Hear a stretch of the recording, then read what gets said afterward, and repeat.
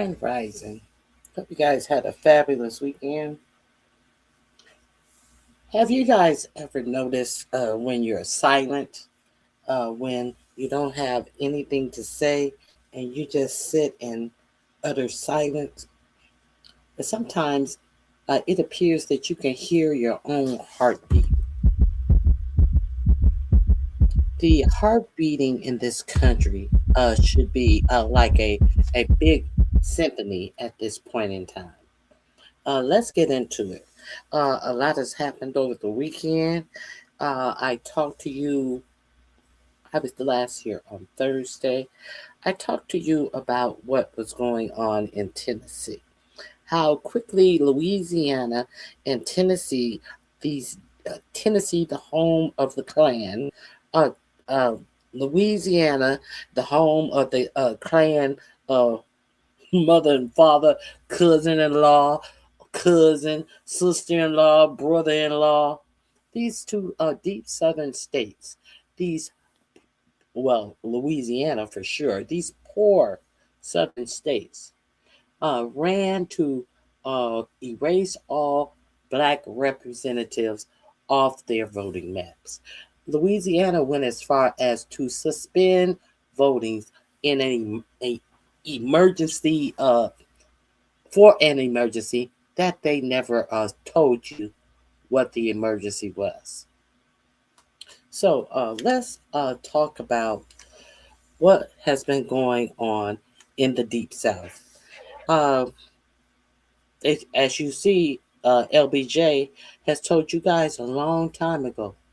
All of the stuff that is going on in America right now, this is nothing new. This is some old stuff. Make America great again means to go backwards. And that is exactly what this country is doing under this administration. If you hear something new here today, something you did not know, you are more than welcome to help me meet my goals. Because I am here to give news. I'm not here for you to think anything about me. This has never been about me. This is about giving you news. If you hear something new, you're more than help. You're more than welcome to help me to ding my goals because those are and always will be my goals. Hey, Miss Toby, it is good to see you. So we have Lyndon B. Johnson. I have always shown you this clip of Lyndon B. Johnson where he says, if you can convince the lowest white man he's better than the best colored man, he won't notice you're picking his pockets. Hell, give him somebody to look down on and he'll empty his pockets for you. This is your former president of the United States. The sad part is that none of the American casualties of sea warfare will ever make it back to American soil. The image of Donald Trump saluting thousands of empty caskets covered in the American flag. Hey, street poet, it is welcome. It is good to have you here. Hey, Red Wing Hockey, it is good to have you here as well. Drive on, Red Wing Hockey. Thank you for being here and thank you for listening. And if anyone is here who has not hit the subscription button, please feel free to subscribe to this channel. I want to get into my commentary right now. Now, the thing that we were talking about in Tennessee, they had I think that was on Friday. I was last year on Thursday, but I knew that Tennessee was going in to redraw their maps to draw out their black districts. Louisiana stopped a whole election, their primary election, to redraw their maps to draw out two black districts in the whole state of Louisiana. I don't know if you guys heard this, but I will present this to you so you can hear it for yourself. Let me share this. We had Justin Pearson had remarks about what the legislator in Tennessee, in effect, was doing, and I think that everyone needs to see this. If you have not seen this, let's look at this together. And this is nothing but facts upon facts upon facts. Here we go. Supremacy at the behest of the most powerful white supremacist in the United States of America, Donald J. Trump. And what you are doing today is eviscerating the only Black majority congressional district in our state because we are majority Black. We are here because this Republican Party has to seek to steal elections and seats because the president and the party have refused to address the pain, the suffering, and the struggling of everyday Tennesseans. This is about attacking, targeting, and cracking District 9 into pieces for more political and racial dominance and white supremacy in the state of Tennessee. And we need to realize that the Calais decision that you all are basing your decisions off of, that gutted the Voting Rights Act, that Voting Rights Act was paid in blood. It was not just a parchment of paper signed into law. It was paid in blood on the Edmund Pettus Bridge. Paid in blood by Medgar Evers, paid in blood by Fannie Lou Hamer. It's been paid in blood year over year, time after time, assassination after assassination, lynching after lynching, so that more people might be able to ascertain access to this constitutional democratic republic experiment that is currently being gutted and seeking to be gutted by this chamber, by this House, this Senate, and this state. What is happening here is immoral and wrong. And I was reading my Bible early this morning, asking God why this is happening. Why, again, does it seem that white supremacy is seeming to gain? Why, again, does it seem like the pillars of pain that we have felt and experienced for over 400 years in this country continue to rise again? And whispered in the words of this Bible and in the words of those ancestors that have gone before us is just these simple words: we're still here. We are still here. This nation, this state has legislated and legalized the worst things in humanity, including our enslavement, and we are still here. Right in this country where, as one Black woman said, your ancestors enslaved us, denied us of our rights, called us 3/5 of a person, and yet we are still here. You put us on cotton plantations and tobacco plantations. You denied our human rights and our right to exist as children of God, and we are still here. You destroyed Tulsa. You killed and lynched Black folks on poplar trees. Shelby County, Tennessee had the most lynchings of anywhere in this state where you're taking this district, and we are still here. You've had 3 strikes laws, mass incarceration, denied us of who we are, and we are still here. And today you'll take the only majority Black district from us. But I want you to know, and I want my nephew, sons, and the future to know, no matter what you do, no matter how much you try and break us and make us bend and make us quit, we will still be here. And that of white supremacy at the behest. That is what we need to hear.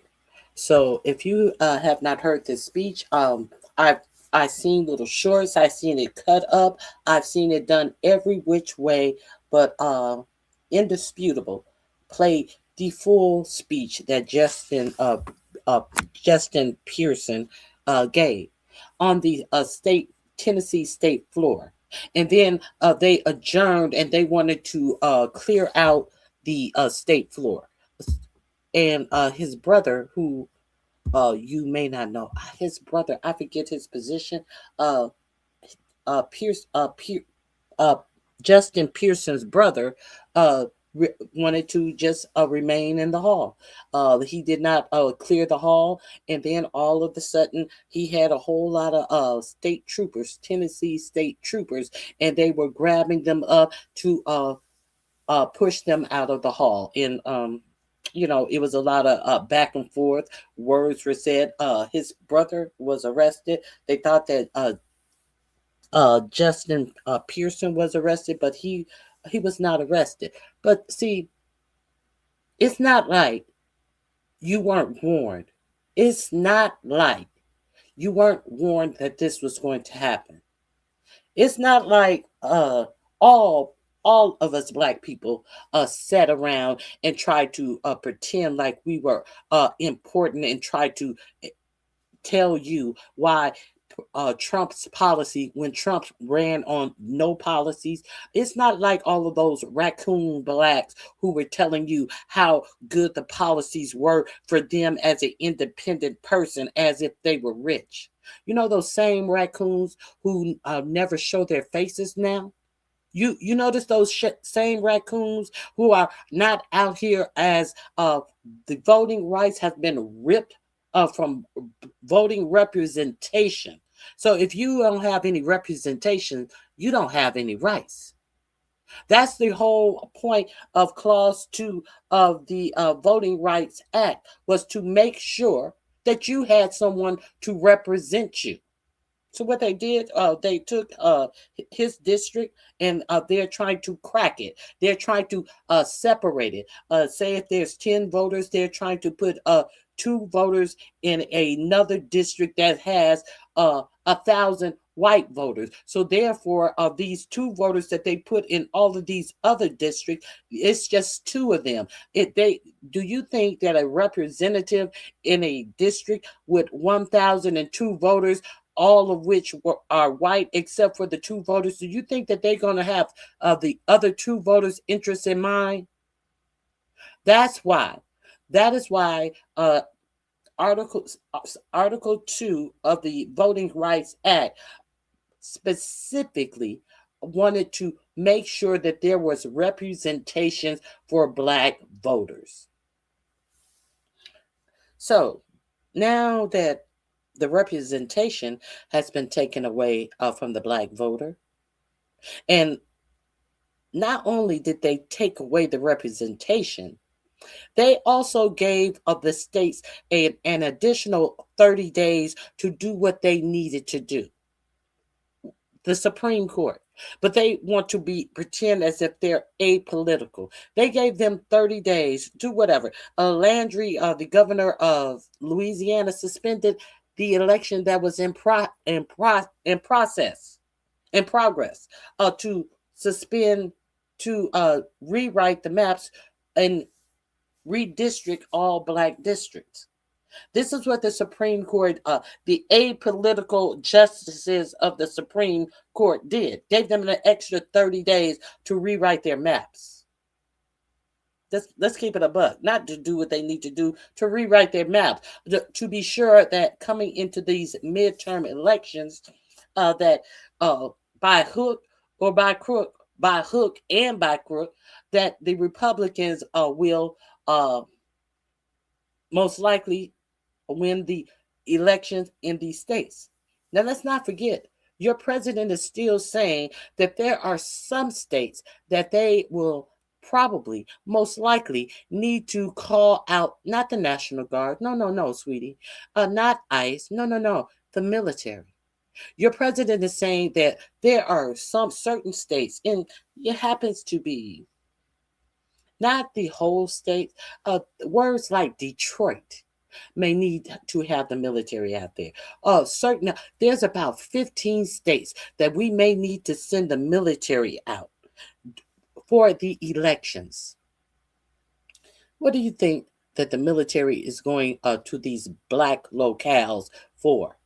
Because they already know that Michigan is not going to gerrymander all the black districts out of their district. So the states that are not going to gerrymander the uh, the black representation out, they want to bring the military in to these uh, largely black precincts to have the militaries standing over black people as they vote. If you didn't know that, I'm just giving you the information. This is what's coming out of the mouth of your president, while everybody is silent and acting as like, oh, I didn't hear that. Well, you heard it now. You heard it today. Tell a friend. This is making America great again. Great again. Going back, not progressing, regressing. Is this what is making America great again? Hmm. Now, I noticed that a lot of people have been very, very silent. You know, a lot of people who talked about the Jeffrey Epstein files. There has even been talk about someone like Marjorie Taylor Greene starting a coalition with Ro Khanna, the Democrat from San Francisco. There has been, we don't agree on everything, but there are things that we agree on. What have you heard from the Georgia former MAGA, a woman, MAGA Senator Marjorie Taylor Greene? What have you heard from her about the repeal of the Section 2 of the Voting Rights Act that largely disenfranchised black voters? You haven't heard shit from her. That's why when Marjorie Taylor Greene came out against not extending the subsidies for Obamacare, I told y'all, fuck Marjorie Taylor Greene, because the only reason she came out against Trump not extending the subsidies for Obamacare is because it affected her own children. See, we don't need to try to warm up to and see she has another way and see she's changed her mind. See, she's apologized for being a whole motherfucking fool out here supporting all of these MAGA lies. Oh, well, she's apologized. But you notice she ain't said a word about black people losing their representation in the vote. She ain't said nothing about that. So the next time you see people talking about, oh well, maybe during the midterms we need to coalesce around people who have some of the same ideas about us. I'm not ever. I won't ever, never ever be on the side of somebody who is not on my side. And are we going to pretend like this nation hasn't tried to be silent on things that affect the black people as a whole? Yes, this nation was silent during the Civil Rights Act, but we will not pretend like there were some non-black people who absolutely supported the Civil Rights Act. See, because it takes some to bring along the others who want to sit in their racism and their ignorance. It takes some other people to lift their voice and say this shit is wrong, and that's what it's going to take right now. Trust and believe. Your silence is complicit. Dr. King did a whole speech about silence in the 1960s civil rights march, the civil rights push, about silence being complicit. And I am not going to accept any of this silence. I am not going to entertain all of these people who, oh, well, maybe we can bring this person under the tent because they're against certain things. No, no, no, no. No, no, no, no. You're going to have to speak up. But the cherry on top of all of this is, see, the racists, they always think that they can do whatever they want to do. And then they get the poor races thinking that look at what we're doing to these black people. Look at what we're doing to these Hispanic people. Look at what we're doing to people who are not white like you. And they give the false sense of security while they're doing what? While they're picking your pockets. Hey, Barry Carey. Hey, just my thoughts. Hey, Nappy Child. It's good to see you. It is it is it is amazing that these poor whites don't understand that when you vote for these people, you're not getting nothing from it because everything that they're doing something for, it's not for people like you. They're taking your health care. They're taking your food assistance. They're taking your heating assistance away from you. But they want you to believe, look at what we did to them black people. And you still walking around with no teeth in your mouth and the bottom of your feet dirty. And looking to buy some type of drug to make your reality more livable or quickly dieable. They're giving you nothing in return for this. All of their money is going on war expeditions. This is where they want to put money in as they're taking your health care away. And you act like you don't understand this. What are you getting out of the deal? What are you people who are silent and thinking that your racism just won? What have you won is the question. How does any of this improve your life or the life you live? Did that take some $2 or $3 off the price of gas that you got to pay as a white person? No, it does nothing. It does absolutely nothing for you, nor will it ever. Okay, so let's get into some more things that I wanted to share with you, just in case you guys didn't know.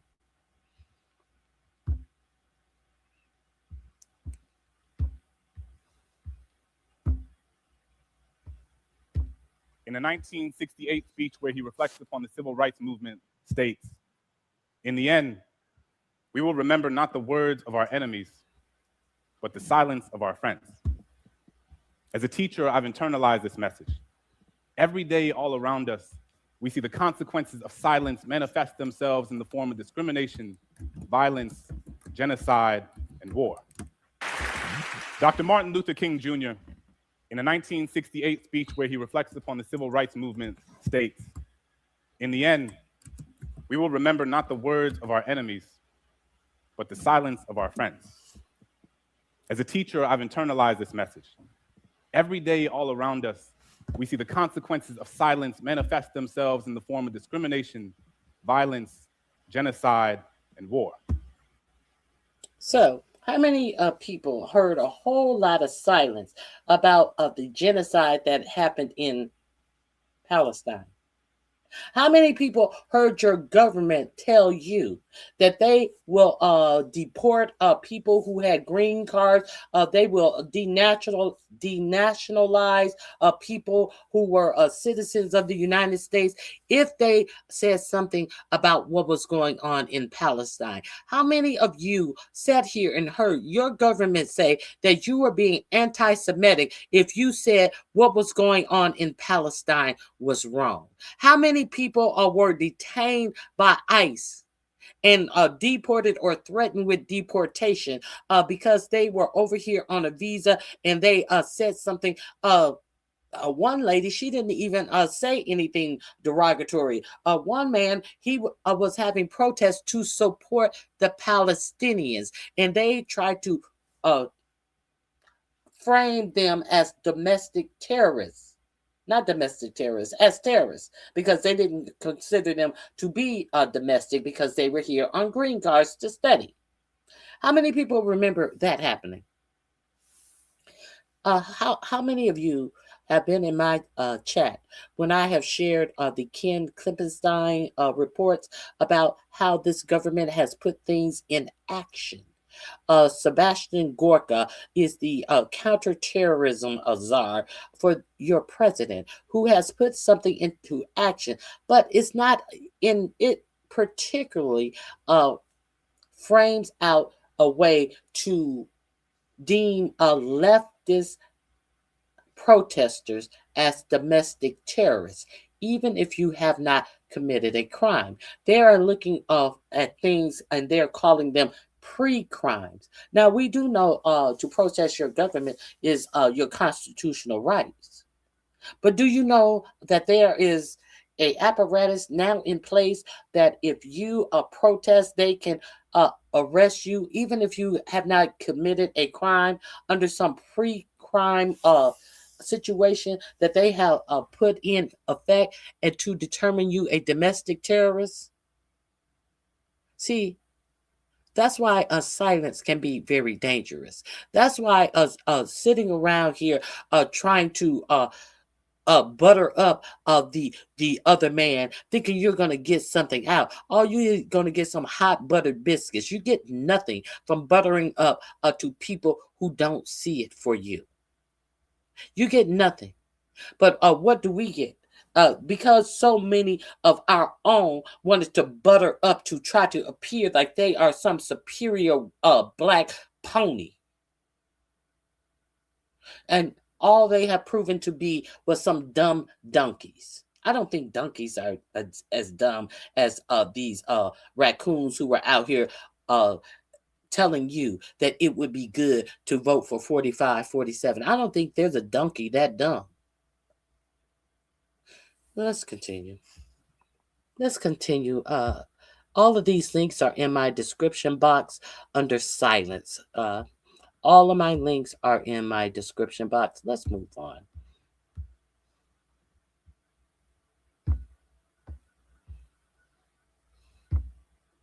If you are not familiar that we are going backwards, I want you to listen to this and tell me, do you think we're going backwards? I think we're absolutely going backwards. Men do not easily assume the task of opposing their government's policy, especially in time of war. Nor does... Are we in war? Are we at war? Now, something, this is during the Vietnam era. This is in the 60s. And here we are again. Remember the speeches that Dr. King gave about sending our men and our boys off to war disproportionate to their white counterparts? Oh, you know who one of their white counterparts who didn't get sent off to war? It's your current president. But disproportionately, there were black bodies being brought home in the Vietnam War. A war for what? How, can somebody tell me why we went to war in Vietnam? I'll cash app you if you can tell me, why did we go to war in Vietnam? I'm not worried about cash apping you because no one knows why we went to war in Vietnam, because we went to war on a bunch of bullshit and lies. Similarly, why are we at war in Iran right now from a president who got doctor notes about bone spurs so he couldn't go to the Vietnam War, but he wanted to wage a war similar to the war and the treasure and the blood that was lost in Vietnam. He doesn't even know what to do. He's bored by the war. He wants to move on to something else. So you see him this weekend driving vehicles through that reflective pond. He's bored, calling reporters bitches because they ask the question, should you be out here concentrating on the ballroom and the reflecting pool at a time when gas prices are so high and we are at war? He called her a bitch for asking a obvious question. So are we going to pretend like we are turning into some dictator state? Reporters are afraid to ask obvious questions that reporters should be asking. Are we at a point where our media is being censored and we don't even recognize it? Let's continue. The human spirit move without great difficulty against all the apathy of conformist thought within one's own bosom and in the surrounding world.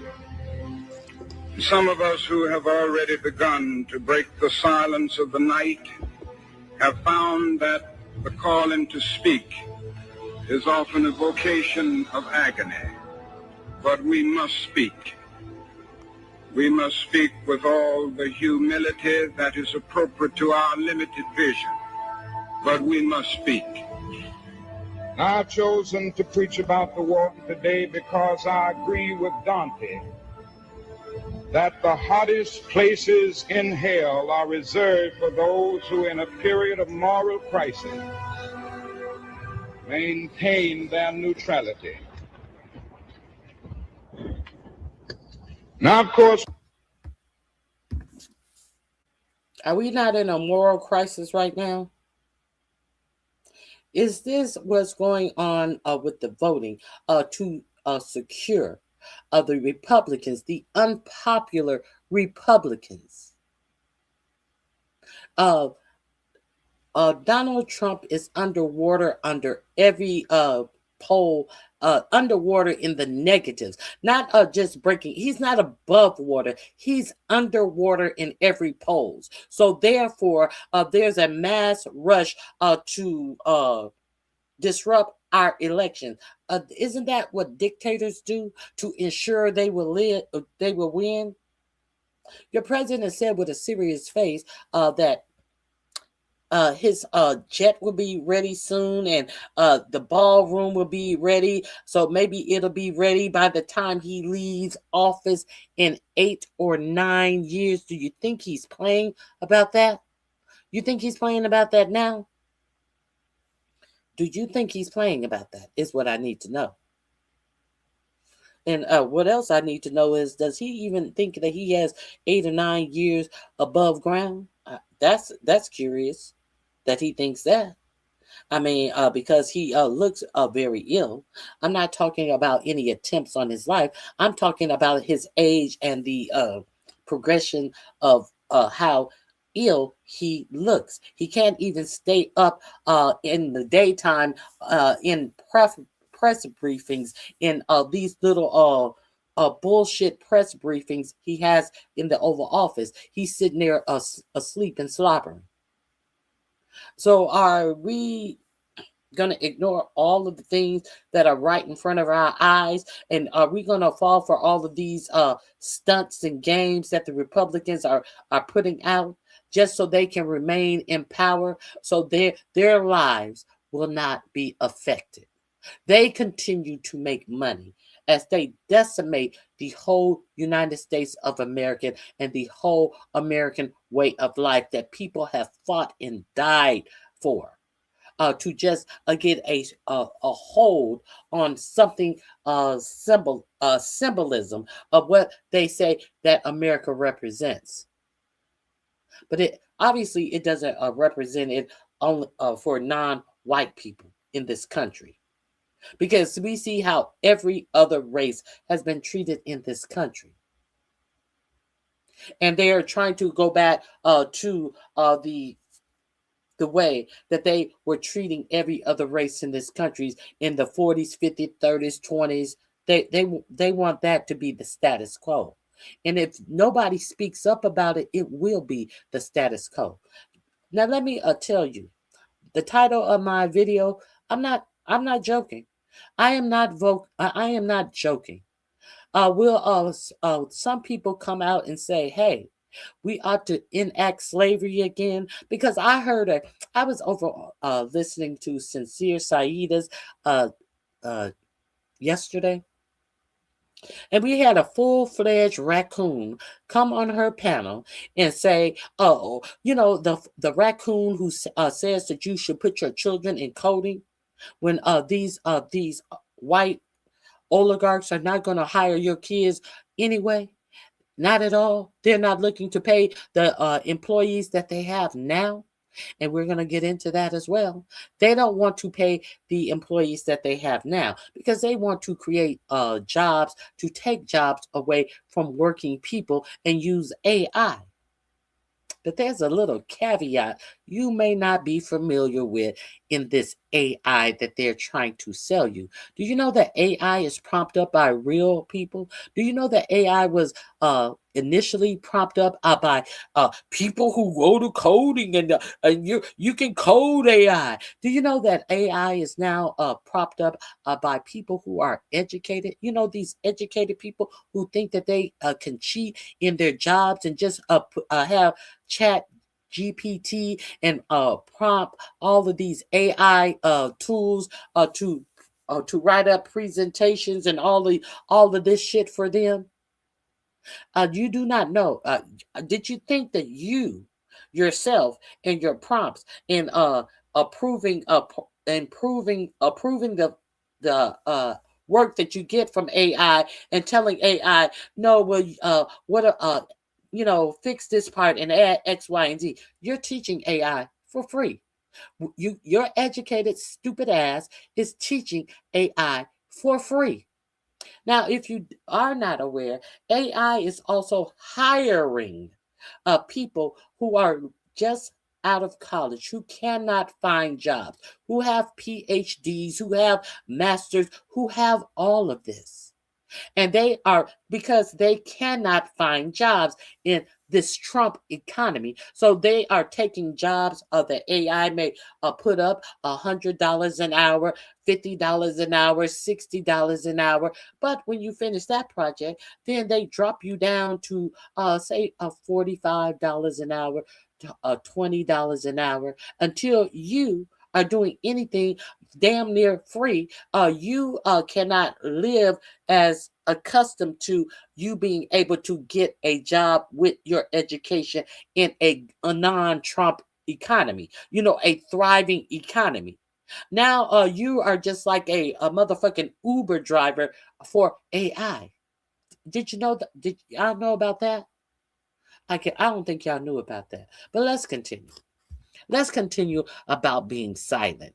Because a lot of the raccoon. Let's get back to the raccoon who was telling you, hey, put your child in school for coding. Not send your child to college to learn anything about anything else. No, just learn about coding. Okay. Then the raccoon comes up on Sincere Saeed's panel yesterday and had the audacity with his dumb ass who wants to pretend like he is someone who give prompts and all of this, create prompts for AI. Don't know shit about AI. Now he comes his stupid ass up on a panel and say, well, they're gonna take away all the jobs and there's gonna be some universal pay. In all of the talk that you have heard these oligarchs talk about their rush to be number one in AI, at what point did you ever?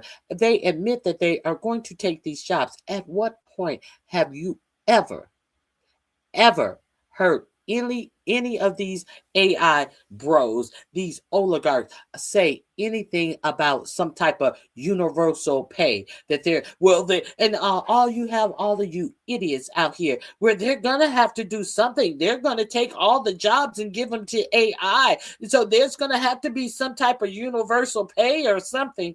So again, for about the 17th time, do you think that these oligarchs are creating AI to take your jobs that you are doing to then in turn pay you to do nothing? This is the ignorance of these fake ass raccoons out here acting as if they are better than other people when they can't figure out simple shit. So I guess these oligarchs are going to pay for your health care too. You're going to have a universal health care and a universal pay to sit at home and do nothing as AI does all the work in America. No, they're not giving you health care because they don't want you to exist in America. Let's be real clear on that. But you have these raccoons out here who told you absolutely nothing going up into this vote until the day before the election. You better get out and vote tomorrow. This is going to be real perilous. Motherfucker, everybody can't just get up and vote tomorrow. When states have times that they give for you to register, do we not understand that this is a long game? This voting is a long game. And now you understand that these Republicans have played the long game.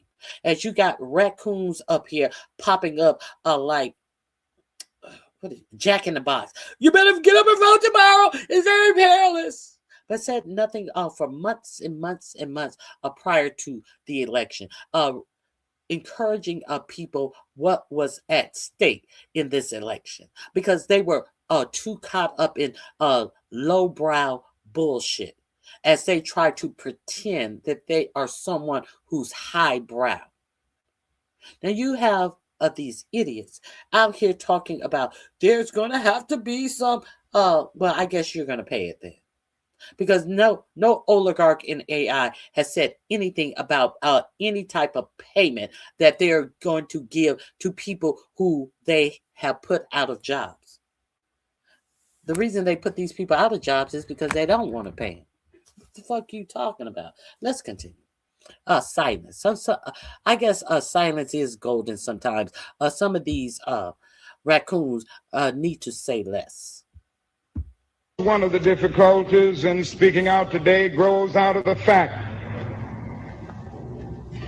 that there are those who are seeking to equate dissent with disloyalty.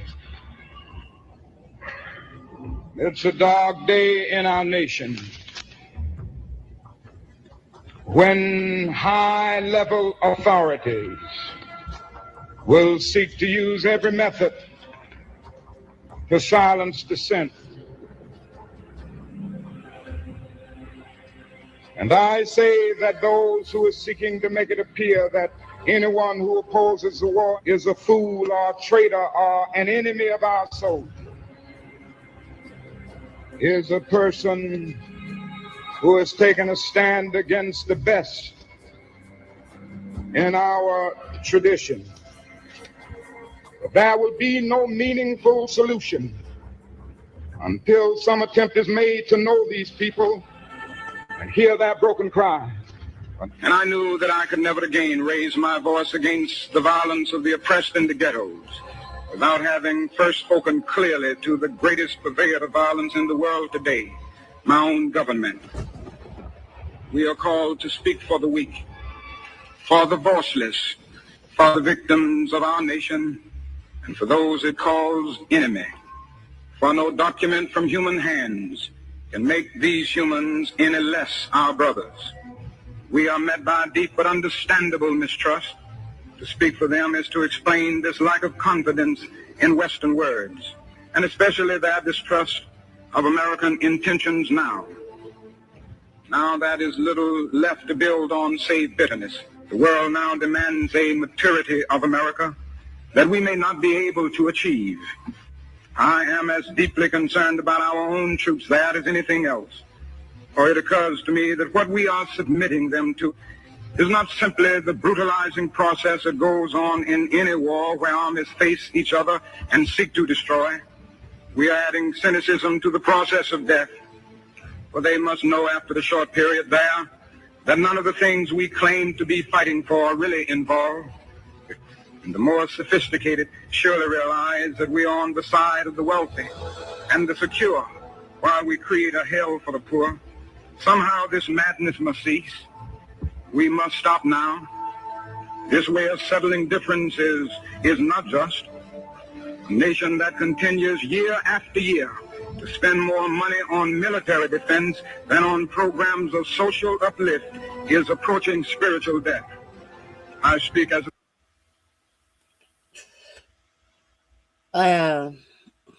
if you were here in my chat, I let you hear the the budget hearings for the Pentagon for 2027 as they asked for $1.5 trillion instead of the $1 trillion Pentagon budget.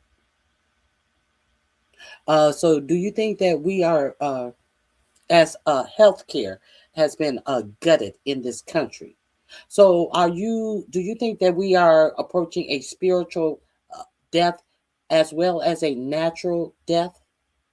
This Hunter virus that has run rampant on this one ship as they let the passengers go home without quarantining these passengers. As a flight attendant who was on the flight with one of these passengers has come down with this virus. As Robert F. K. Jr. is over our health and human services, as your president says, "Oh, I think we're going to be okay." I think. Do you think we're going to be okay if there is another mass virus that obviously I mean, what could the a flight attendant been doing with this passenger? Surely she wasn't doing anything handling her bodily fluids. So how is it this flight attendant got something and they have not even quarantined these people to make sure that type of stuff? They're trying to backtrace the people who they have come in contact to instead of immediately quarantining these people. Now they don't know who else has contracted this virus. And you know the strangest thing about this was some elite cruise for the rich. You're not protected. You're not protected. A rat or a mouse can be your demise as you try to separate yourself. Oh no, I would never go on these Norwegian or God knows I would never be on a Carnival cruise or a Virgin cruise. I need to go on some high-end elite cruise and kill everybody around me. Because I'm eating are those sesame seeds or those mice droppings? I don't know. Yummy.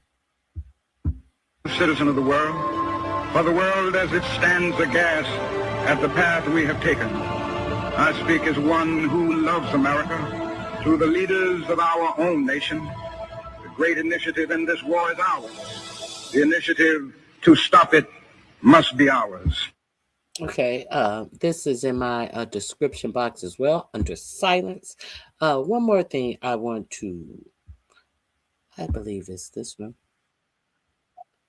Okay, hold on. Let me pull up the other one that I wanted to share. Time to break silence. If you hold on, silence. Let's talk about silence. One more clip because I want you to understand when they say that there is nothing new under the sun, that there is absolutely nothing new under the sun, and it's unfortunate that some people in their joy and their how their self-esteem is predicated on being superior to another race of people will fall for the okie doke time and time again. It is also amazing to me how some people who have been oppressed by certain situation will lull themselves into a place of false security, trying to also purport themselves to be better than their own people, try to separate themselves from their own people. You can't separate yourself from your own people because the one who wants to be supreme over your whole race will put you right back in your place.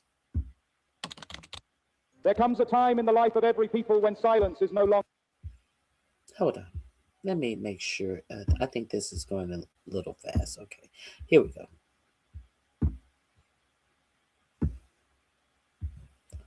Let's start this again. In the life of every people when silence. There comes a time in the life of every people when silence is no longer a virtue, when neutrality becomes a betrayal, and when comfort must give way to conscience. That time is not some distant moment waiting for future generations to confront. That time is now.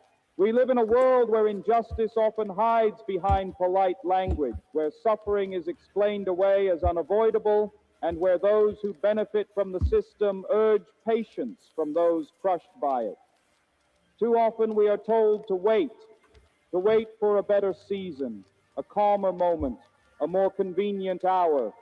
But history has taught us that justice delayed is justice denied, and silence in the face of wrong is not peace, it is complicity.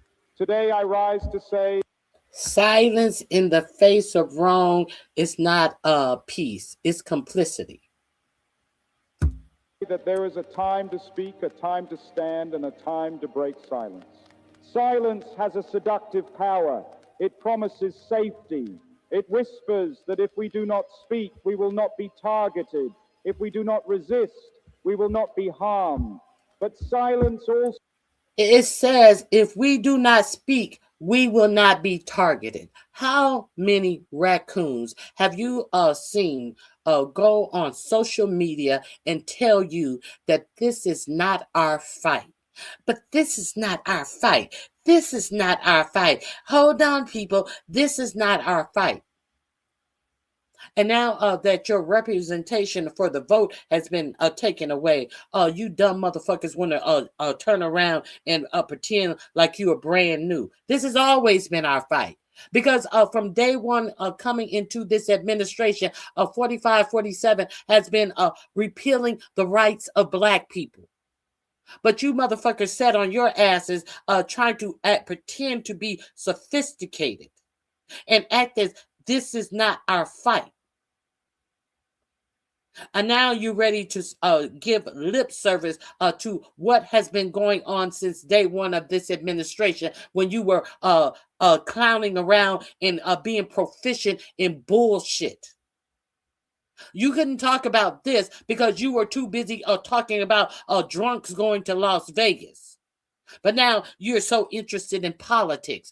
You had the ins and outs of bullshit, but you never had the ins and outs of the shit that was affecting your lives from day one of this administration. But now everybody wants to flex some, oh, I'm so political muscle. Oh, I'm so, I am so aligned with political figures, and look at me, look at me. Look at you what? We saw you. Yeah, we saw you.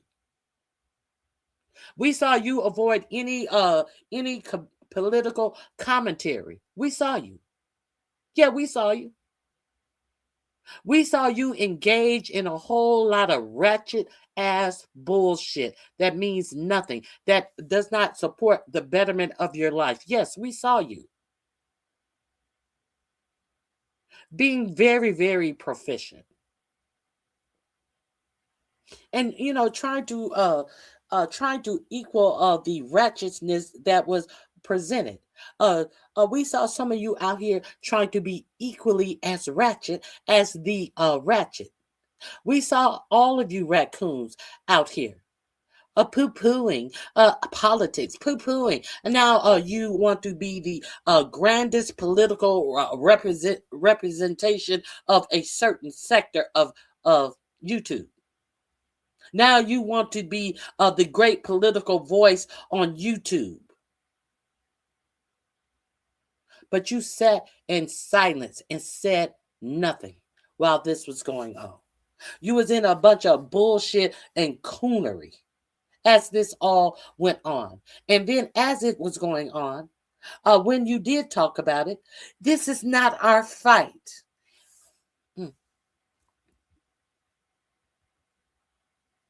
A silence also carries a terrible cost. You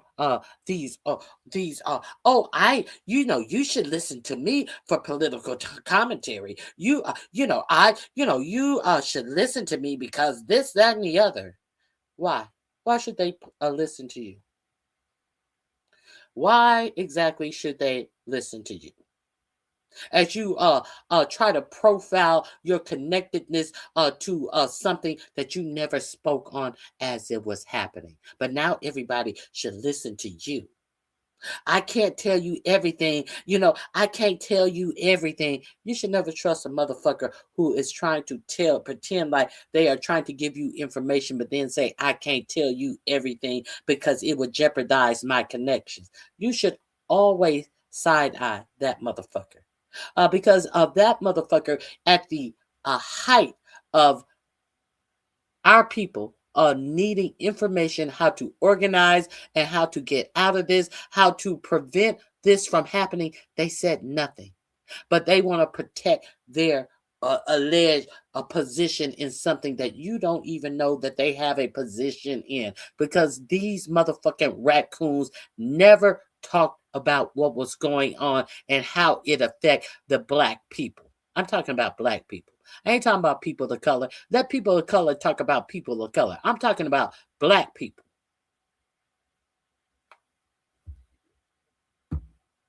If we do not resist, we will not be harmed.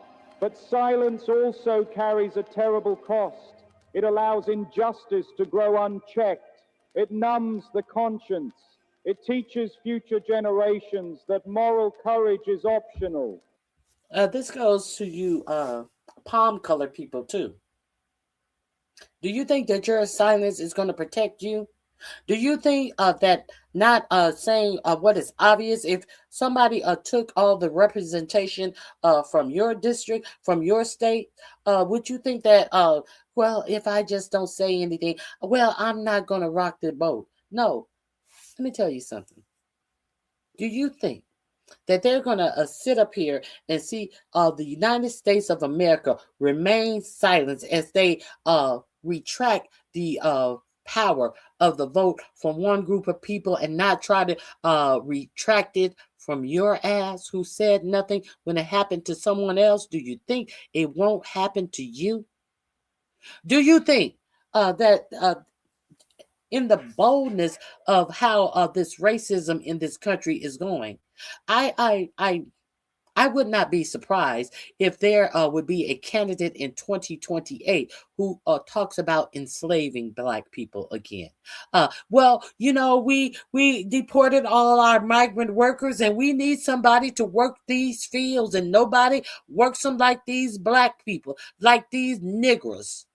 Nobody can work we built the country on the backs of these niggers, and we didn't even have to pay them. We ain't paid them shit. So why don't we rebuild our economy off of the backs of slavery?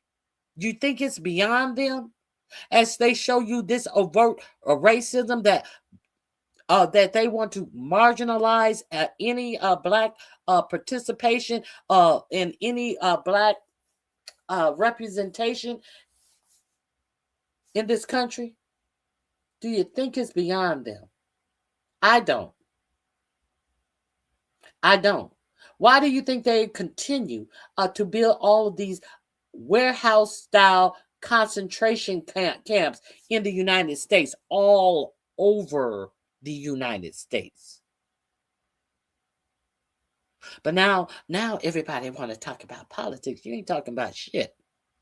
You talking some old news, some old shit that has been talked about. All of these motherfucking bitches who want to talk about politics now, did they support anybody else who were talking politics? No.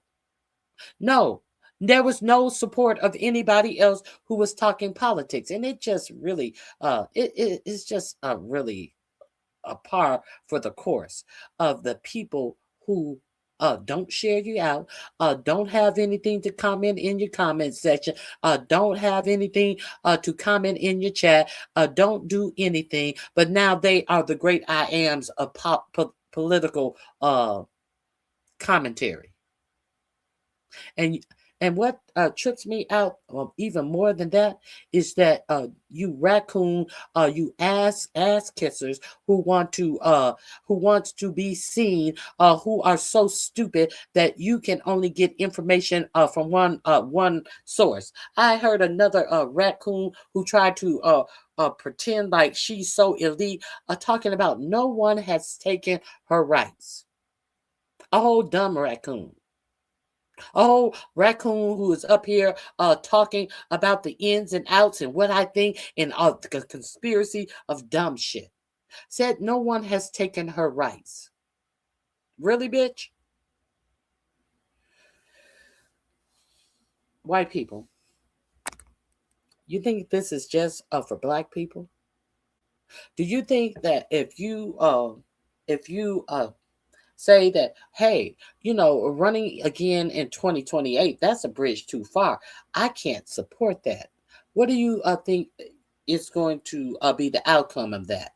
If he already knows that a large swath of people have said that they will not support the anything goal type of administration that he wants to have, do you think he will let your vote count? Do you think that they will find a way to disenfranchise the vote of people who will protest against what he's saying he's going to do? Do you? We're gonna show the federal judges that 4547 has nominated had to go through a confirmation hearing. Zero of those federal judges would say that the 22nd Amendment says that a president cannot have over 2 terms in office. They would not say if that was factual in the Constitution. They had to see. These are people who are looking for lifetime have been nominated for a lifetime federal judgeship in our country.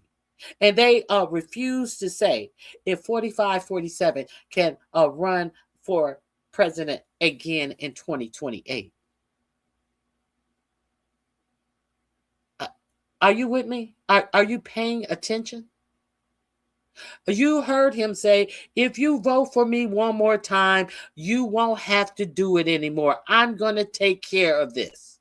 While he was on the campaign trail. But you guys some of you guys are so busy listening to raccoons who are so bored. Oh, politics is so boring. It's so boring. Yeah, oh, this is so boring. So some of you didn't hear that. Or your chosen raccoon didn't say it, so you didn't hear it.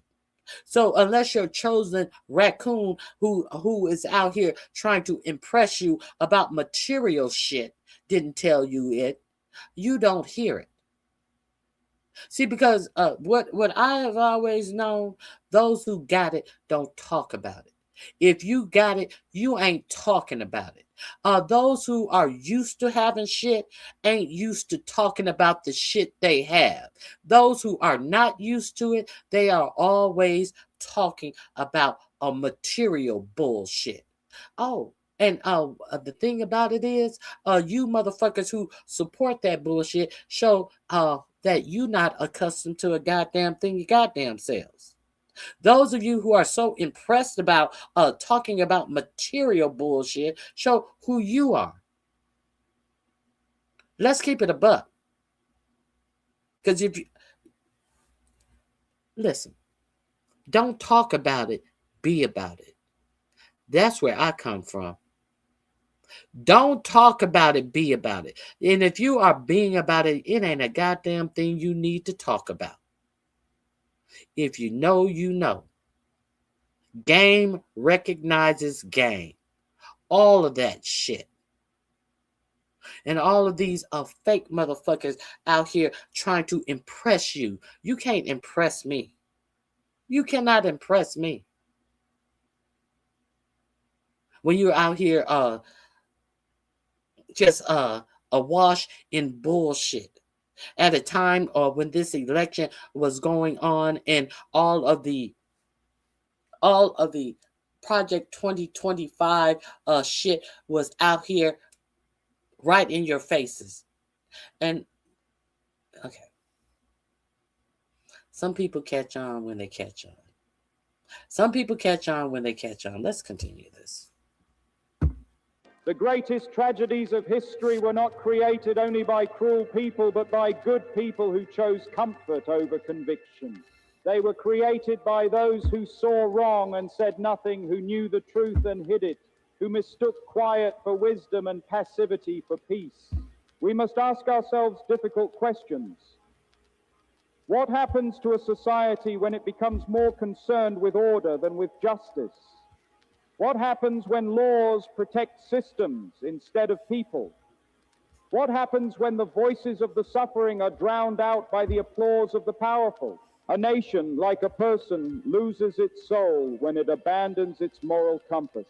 Breaking silence is never easy. It requires courage because it often invites criticism. It demands sacrifice because it threatens privilege. And it requires faith. Faith that truth spoken in love is stronger than fear spoken loudly. Those who break silence are often labeled as troublemakers, agitators, or extremists. But history has a different name for them: prophets, reformers, and builders of conscience. We must remember that progress has never been handed down as a gift. Oh, I gotta signify. I can't say it out loud because I am in a position of high authority. I am in a position of I am in an elevated position that you won't understand. So I can't risk my position. My. I can't present. I cannot put my position in my little pea brain mind at risk from telling the masses information. I have to protect myself. I have to protect myself. You ever in your life at the point we are as Black people trust a motherfucker who talks about protecting their position in life, because their position in life has no protection. Their position in life, if they're a Black person like you, their position in life has absolutely the same protection that your position in life has. Don't buy into the bullshit from these raccoons. Their position in life is no different than your position. And if a motherfucker want to sit up and sit down to talk down to you and say that they have to withhold things because of their position in life, you know that is a bunch of bullshit. Coming from a raccoon motherfucker is who is full of bullshit. Let's continue. It has always been demanded by those who refuse to accept injustice as normal. Every major advance in human dignity was born when someone dared to say, "This is wrong, and it must change." There is a temptation in our time to believe that we are powerless, that systems are too large, problems too complex, and voices too small to matter. But moral progress has never depended on the size of a voice. It has depended on the clarity of its message. One voice speaking truth can shake 1,000 lives. One act of courage can inspire a movement. One act of courage can inspire a movement. One a voice. But not if that voice is a pussy ass motherfucker.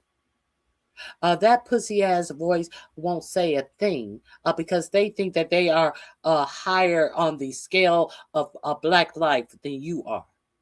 So they're not going to give you anything, and they're not going to jeopardize this imaginary high profile position that they have in life to bring their brothers up. They're not going to do the things that their and your ancestors did to help pull people up from the abyss of slavery and Jim Crow. They're not going to do it because they think they are some highbrow unicorn. They think that they are some highbrow Negro unicorn. So they're not going to do anything to jeopardize their position. You have no position, motherfucker. You have no position. You're not going to say anything because you know that if you say anything to rightfully protect your own rights, everything will be snatched from under you. So you're going to be a good Negro. You're going to be a good house Negro, and you're going to let us know when the slaves out there in the cotton field, when they about, you're going to tell us what those old Negro spirituals mean when they say sing way by the water, that they are saying go to the go follow the Mississippi and all that shit. See, you're going to be that raccoon. As you sit up here and try to exude some superiority over your own people. But you bored by politics, but now you want to talk about politics. But you ain't saying nothing. Let's continue. Breaking silence does not mean shouting in anger or speaking without thought. It means speaking with moral clarity. It means refusing to hide behind excuses. It means choosing truth even when it is uncomfortable, and justice even when it is costly. And let us be clear, breaking silence is not an act of hatred. It is an act of love. It is love for the oppressed, love for the future, and love for the moral health of our society. True love does not... Hold on. No shit, Sherlock. Who said it was? No shit, Sherlock. Let's continue. I don't recall anyone saying that was MLK voice. Ignore suffering. It confronts it. True peace does not silence conflict. It resolves it through justice. We are often told that speaking out will divide us, but injustice is what divides us. Silence does not create unity. It preserves inequality. The unity worth having is not built on suppression, but on shared dignity. There comes a moment when a society must decide what it values most: comfort or conscience, order or...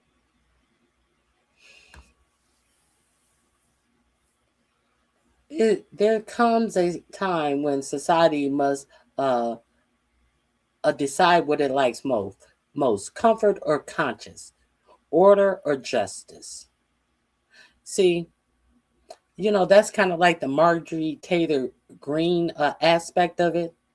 She was comfortable until her conscience got rocked because her 27-year-old sons couldn't afford health care. And why were the sons 27-year-old? Because that thing that she said that was horrible, Obamacare, allowed her adult children to stay on her health insurance program until they were 26 and 27. But she still was bemoaning how horrible Obamacare was. As her 27-year-old children finally had to find their own health care insurance.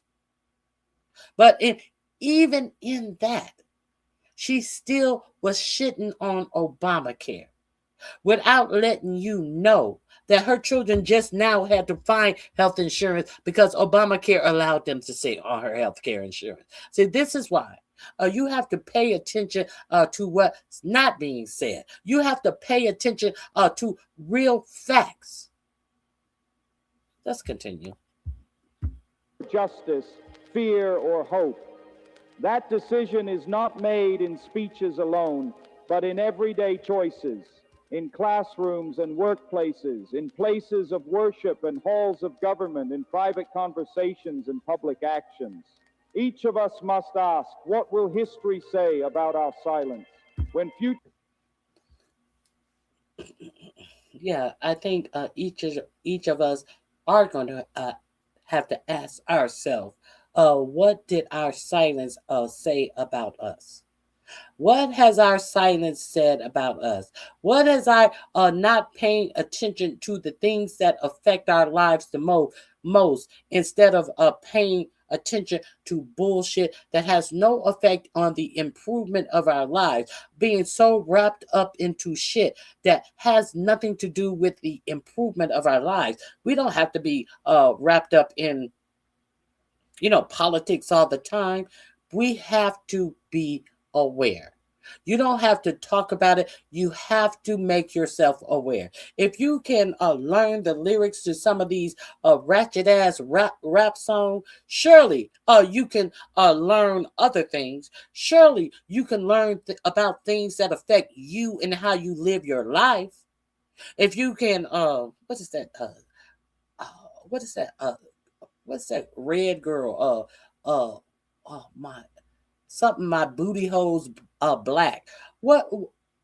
Shirley or my booty hole's brown or something. Whatever that red rapper name.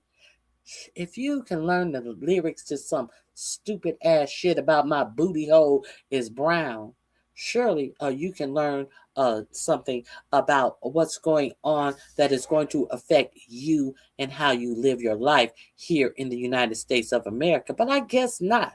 Because if enough people had been paying attention, you would not have had the ignorance out here telling you why you should vote for 45, 47, or the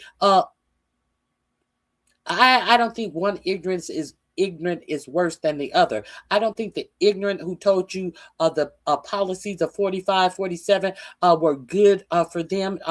I don't think that the ignorants who told you not to vote, I think they are equally as ignorant as the other.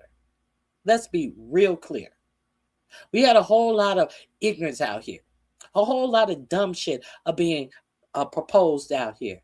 How can a raccoon from Louisiana tell you that 45, 47 policies were good for him when 45, 47 didn't run on any policy? The policy had already been written up for him in Project 2025. The only policy that he said that he had was mass deportations. And even some of the dumb Hispanics thought that, oh, he's not talking about us. He's not talking about us Cubans. Oh, no, he's not talking about us. He's talking about those Mexicans and Hispanics over there in South America. He's talking about them. He's talking about them Haitians. Everybody but us. I will vote for Donald Trump. Isn't that what that Cuban bitch was singing? I will vote for Donald Trump.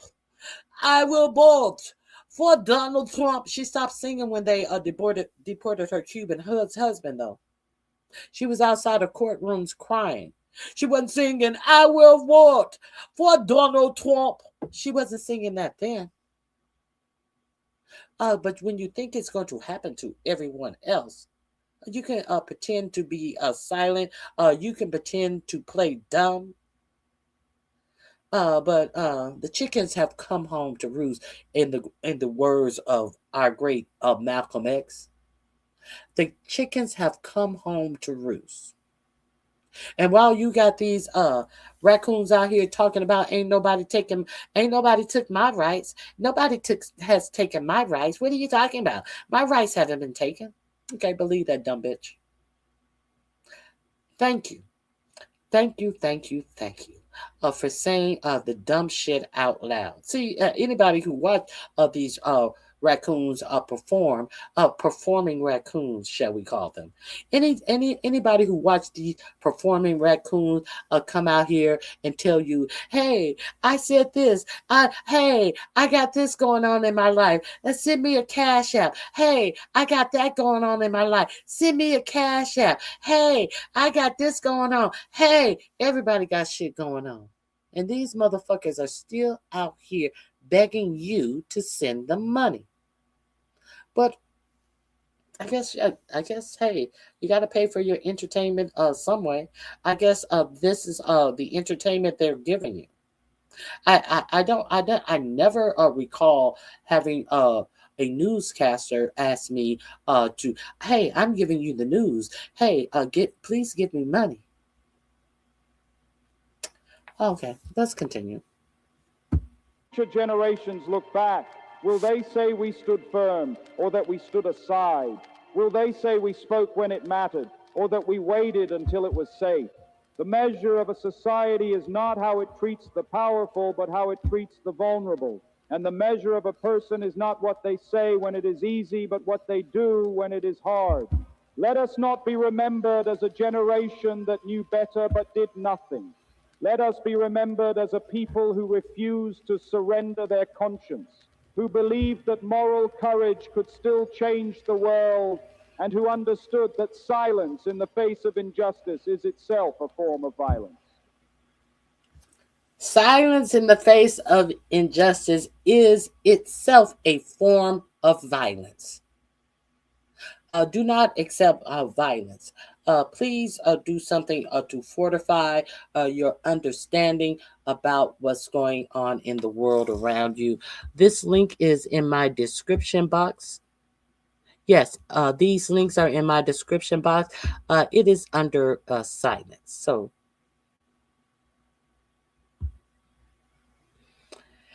one more thing. The person who said that wasn't Dr.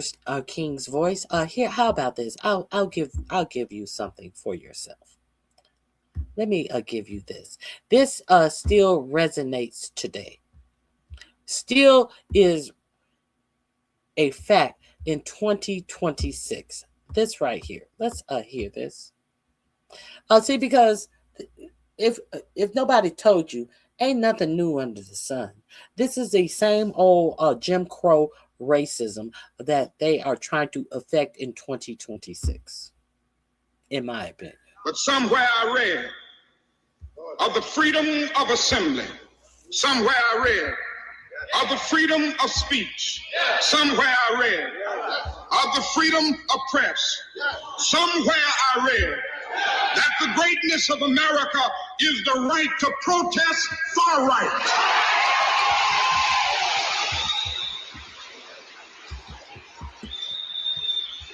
And so just as I say we aren't going to let any dogs or water hoses turn us around, we aren't going to let any injunction turn us around. Excuse me 1 second.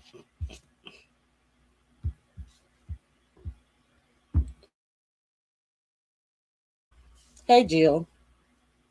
Hey, John Price. It's good to see you.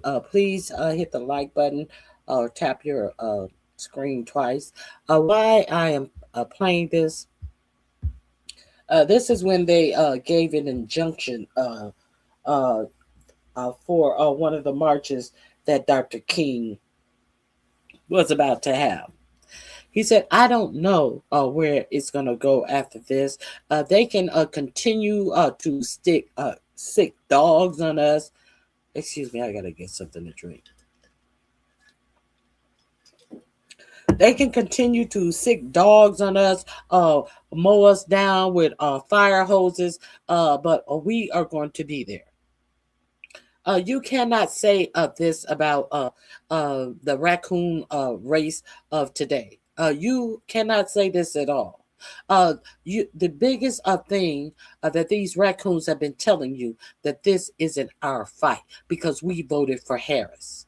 The biggest thing the ignorance have been telling you as they try to pretend like they are some elitists, this isn't our fight.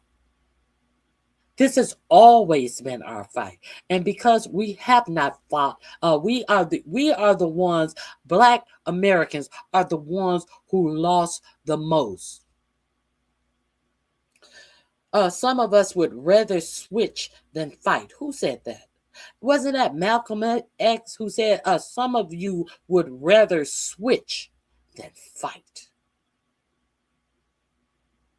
How apropos. Let's continue. Well, I don't know what will happen now.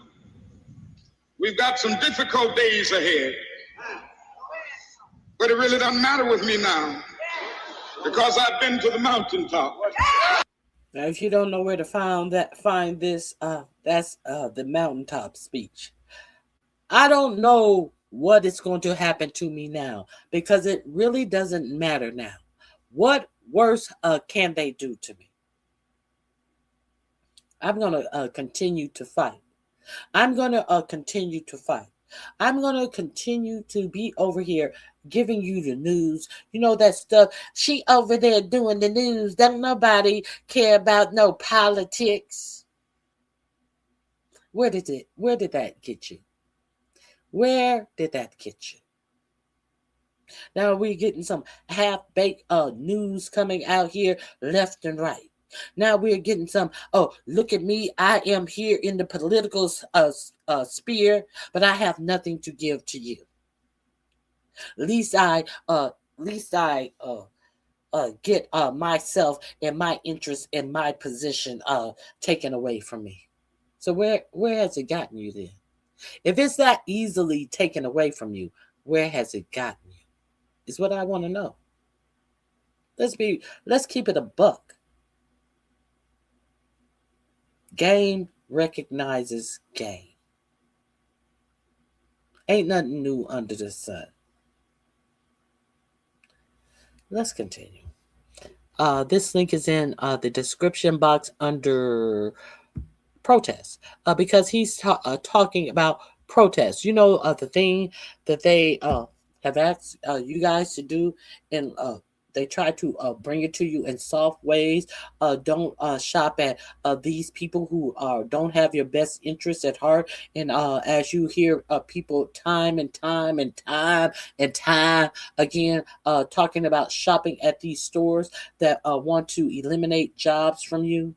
You know, they try to do it on soft little things like we're gonna protest Walmart this week. We're gonna protest. No. Y'all can't protest nothing because y'all want to do whatever it is y'all want to do, and ain't nobody. I'm just sneaking in. Ain't nobody paying attention. Ain't nobody paying attention. Y'all stay silent on this type of stuff. As you talk about your Amazon hauls, as you talk about your DoorDash meals, DoorDash, the supporter of 4547, to the point that they had a whole fake commercial, whole fake delivery to the White House from a bitch who lives in another state. Y'all support dumb shit. You want to talk about all the shit you got. You want to talk about the big who I am, but you can't get in your own car and go get you something to eat. Because you want to support. You want to talk about DoorDash. You want to talk about Amazon packages like it is a fucking flex. No, you're helping in your own demise. That's all you say when you say dumb shit like that. Is that I am participating in my own demise, in the demise of America. That's what you're saying. And you know who they come for first in America. It's not even the ignorant whites that they target in America. They target black people on every scale. On every scale of the spectrum of blackness. You are participating in your own demise. Like I say again, who says it best? Who said it best? If you can convince the lowest white man he's better than the best colored man, he won't notice you're picking his pocket. Hell, give him somebody to look down on and he'll empty his pockets for you. They're not trying to even hurt the white man. You are the man that they are trying to hurt. Let's keep it clear. And if need be, white man, if you say one thing out of order, why do you think they have all of these protest initiatives aimed at the left, So I guess the right-wing people, they have free reign on protesting, but they have laws enacted, they have executive orders enacted to go after any left-leaning protest. I guess left-leaning would be something that your administration is trying to push to the public. So you could be a Republican and you could finally get something that you can't stomach, and that is going to be considered domestic terrorism, because they have already, if you haven't watched my channel, too bad for you. I have given you all the information. You ain't watch, don't watch. If you ain't watch, continue to watch this milk toast shit about somebody who is trying to impress you. I'm not trying to impress you. I'm trying to give you information. Let's continue. Let's continue. I think I have. What is this one? I'm giving you that one. Let me give you one more. So, after Justin Pearson gave his speech in the Tennessee State House, they adjourned the whole caucus, and this is how they exited the caucus. They weren't silent. Let's put it that way. They were not silent.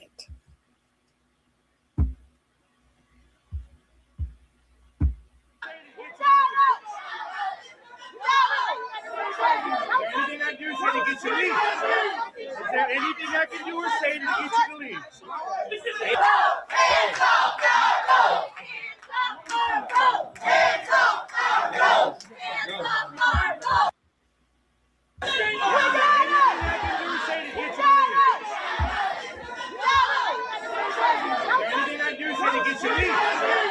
there anything I can do or say to get you to leave?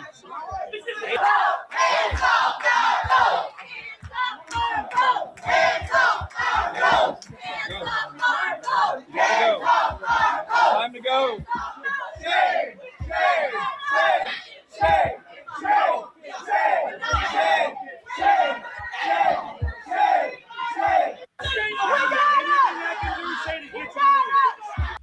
Okay, so that's in my description box under Speak Up. They also did something else.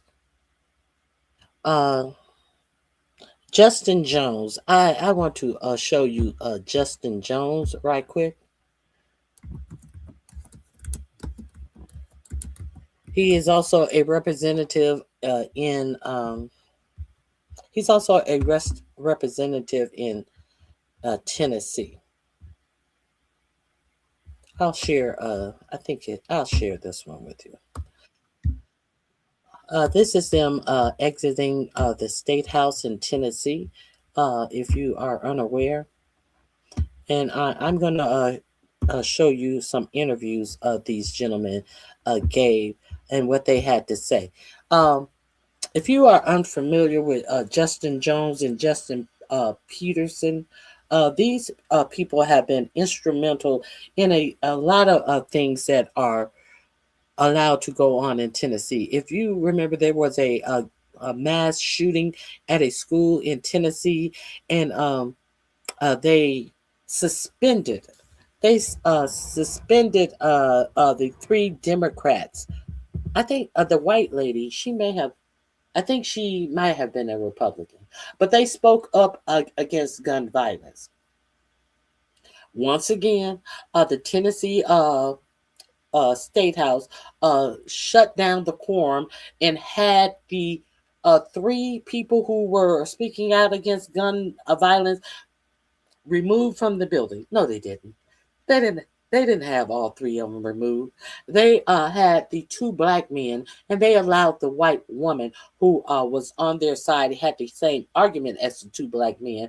No, she was not removed. She was allowed to stay. So if you don't remember Justin Jones. This is Justin Jones leaving the Tennessee State House when they enacted the vote to redraw their maps, and where they shut down the quorum, and they made a big brouhaha because there were so many people, black and white, protesting what they were about to do with the Tennessee maps. This is the exit from the quorum. This is in my description box as well as the last video I showed you. It is called under the description, Speak Up. So let me share this with you.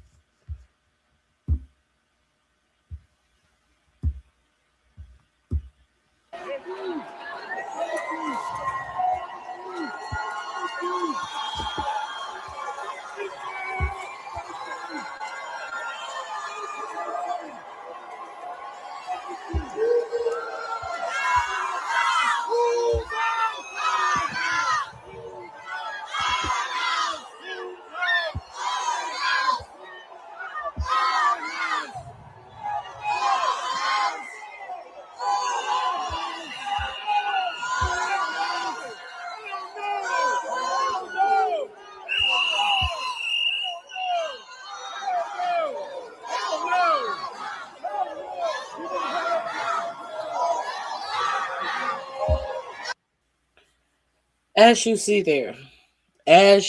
there, everyone cannot remain silent.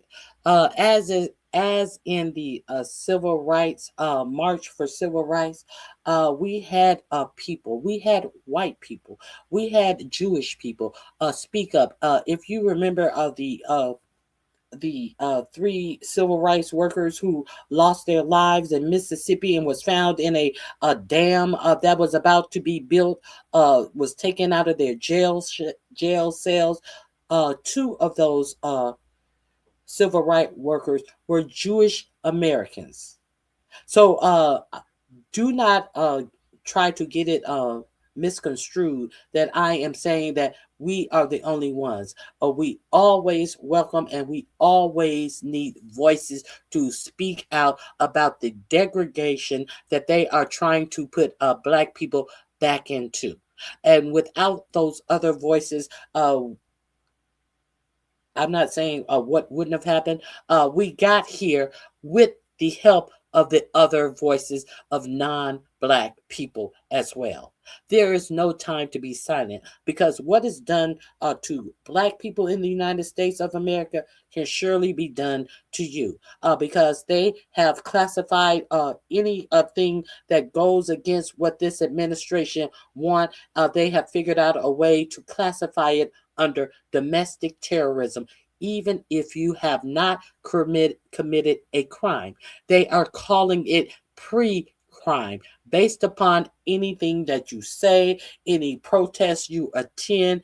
All of these pre-crime determinatives have been put together, and understand that all of your social media, your calls, everything is being watched. So they are trying to instill fear in you to remain silent. Because, hey, if you say, hey, I went to the No Kings Watch, that is one of the indicators that they gave to this alleged White House Correspondents' Dinner suspect, who they told you or implied that has shot a Secret Service officer, but comes to find out that is up in the air as well. They told you that he went to and plus he went to a No Kings rally. That should be obvious. Case closed. But what cases are they going to close on you? So if you don't think it can happen to you too, it's based on something that they want to consider to be left-wing violence. When we know that on the record there has been more right-wing violence than far more than any left-wing violence. You know how they try to insinuate that the person who killed those two senators and that state senators or state congresspeople. I think they were state senators in Minnesota. They tried to say that this Trump sycophant, this MAGA sycophant, who took the lives of those state senators, was a left wing nut job. When everybody they talk to in the family. And did you notice how the media didn't play many interviews from these people who was willing to give information about this man being a MAGA nut? You notice how your for-profit media, they didn't even bother to take questions because it didn't fit the narrative that they wanted to put out here. And as your administration wants you to believe that this was some left-wing nut job, let's keep it clear. We need support.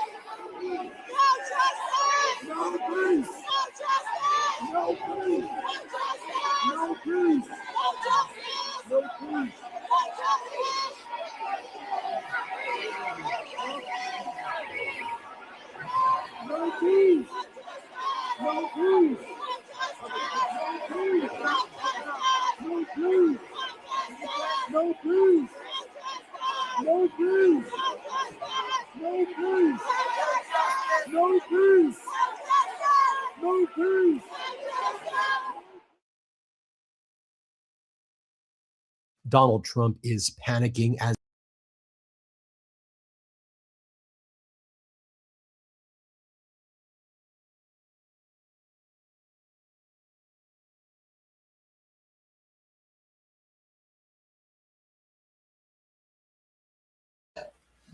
I wanted to be sure to show you that Confederate flag being burned in the State House of Tennessee. I also wanted I want to share with you some interviews that Jason Pearson has given about the incident and get some clarity. Also, Jason Pearson's brother. I gave you a profile on what Jason Pearson brother has been up to. Jason Pearson brother has been the one who has been following Elon Musk AI Grok setting up carbines in in Memphis, Tennessee, a city in a black area town. 33 carbine engines, one which is large enough to give energy to a town that has lost energy via a hurricane or something like that. Not one, but 33. Elon Musk put on his property near a black city, near a black town neighborhood in Memphis, Tennessee. And without a permit, Elon Musk start running 33 of these engines polluting the air in this Black community. Now, the NAACP is suing Elon Musk because of this, and Jason Pearson's brother has been instrumental in giving information and ringing the alarms. I believe he's an elected official. I can't recall his office, but his brother, who refused to give up his seats, the Rosa Parks of our day, who refused to give up his seat when for an unknown reason they closed down the hearing of them wanting to change the vote for them to change the maps in Tennessee. He has been instrumental in giving the information that has sound the alarm about Elon Musk poisoning a Black community. So he was arrested. So let's see what Jason Peterson has to say about his brother and about the whole situation. He did an interview that I want to show you his latest interview. They actually thought that he may have been arrested. So he was on TYT with Rashad Ritchie. I want to play that interview for you right now.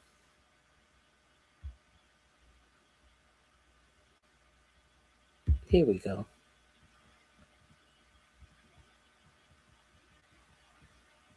Here we go.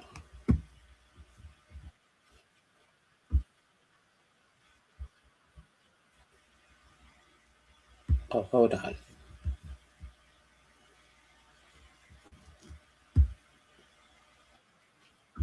Here we go. Let me share this with you.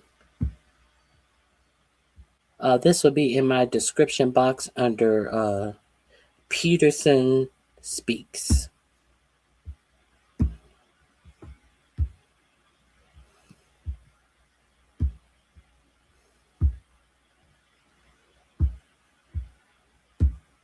We have on the show Representative Justin Pearson, who has been in the headlines. Did I say Peterson? I said Pearson.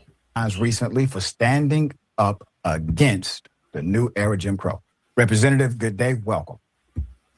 Thanks so much for having me. Always good to be here with you, Doc. Well, thank you, brother. My production team and I, we had to have a discussion because we didn't know if they had arrested you or not at the Capitol. We weren't sure if they were going to try to arrest you later or, file a warrant later. They've done these things before. Tennessee is in the battle of her life, given the racist remapping or redistricting plan that has been illegally signed, in my opinion, by the governor. If you could give us the background to that and also the new lawsuit that's being filed by you and other candidates. Yeah, after the Colley decision from the Supreme Court, a lot of the folks in the South, particularly in Tennessee, Mississippi, Alabama, have sought to take away Black representation. Immediately after that court decision, Senator Marsha Blackburn, who's running for governor of Tennessee, said there needs to be a special session. Donald Trump called the governor of Tennessee, Bill Lee. He announced a special session for us to come back after ending our business for the year, but to come back in order to pass this racist map in support of the white supremacist Donald Trump, to continue to push racist redistricting, especially in the South. Tennessee only has one majority Black district, only one Democratic district in the entire state. And they, in essence, cracked it into three to dilute Black political voting power. So I'm suing. Chaz Mulder, another person running for Congress, is suing, as well as some of our constituents who had already expected us to run for certain districts, already have been giving and donating to our campaigns. And now the state of Tennessee is looking to steal the election for Donald Trump. I want people to understand the diabolical nature of the court's ruling and also the diabolical nature of legislatures being called back for special session after the ruling. So the court basically said, the high court basically said that you can, in fact, have maps that disproportionately and negatively impact Black people. You can now have those maps. They have no issue with those maps, according to the logic of the Supreme Court or the majority of the court. As long as the methodology or the process to get to the racist outcome wasn't racist itself, meaning your intent wasn't racist, which we've never had that standard in any civil dynamic, because in civil dynamics, you care much more about the impact of a policy rather than the reasoning into the policy itself. Why do you believe the court decided to twist itself in a knot in order to make this new ruling? Because they're upholding white supremacy.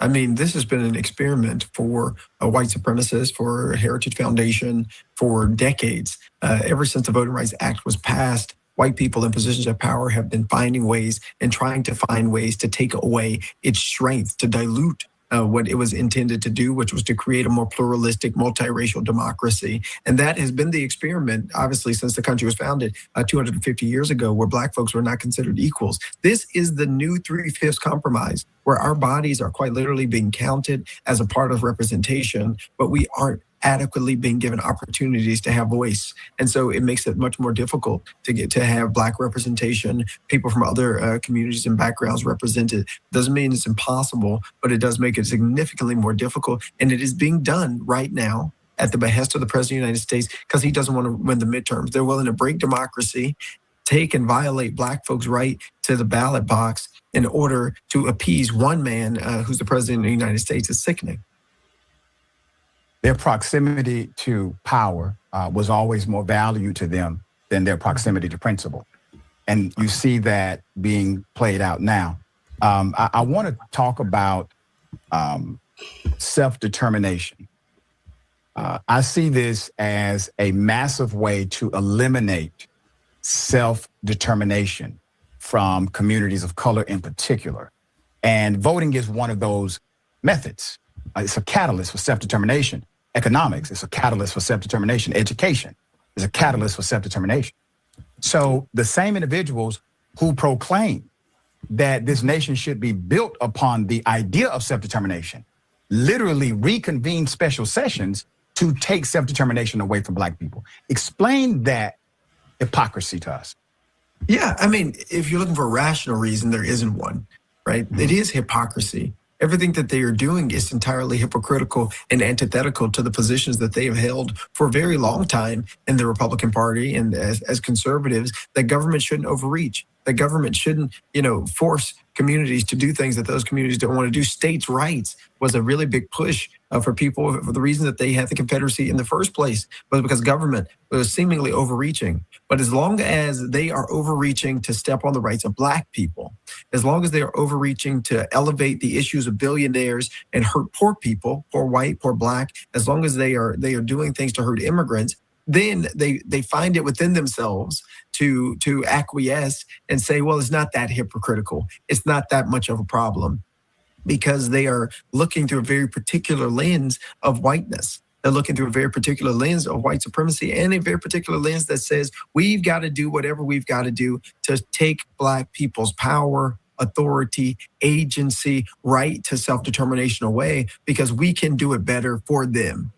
That's the mentality that they're operating off of, and it's deadly. And it costs us so much to have the Voting Rights Act in the first place, to see it dismantled and eviscerated in this way by these Klan leaders at the Tennessee General Assembly and the governor. All right, welcome back. Okay, Representative, we have a lot of questions for you from our audience at Indisputable. I'm going to get through as many as I can. First question. Okay, so before we get to that, let me remind you, yes, he and Justin Jones, they lost their seat after they were thrown out of the legislature, or went for speaking against the gun rights advocates that were in power in Tennessee. They actually lost their seats. Their seats were taken away from them for speaking out, and they had to then reinstate them in their elected seats. You see how these judges and these people can try to nullify your vote. We see that has happened in Virginia. The Virginia State Supreme Court has nullified the vote of the people who said that, well, since all of these southern states are redrawing our map, let's redraw our map. And a Republican has nullified the vote of over 3,000 voters who voted for the redistricting of Virginia maps. But before I get to the second part of what Justin Pearson had to say, I keep on saying Peterson. Justin Pearson had to say, I want to show you this right quick to show you the disruption that occurred when they just closed the hearing for no specific reason. Well, we know that the reason is some BS. Let me see. I think it's...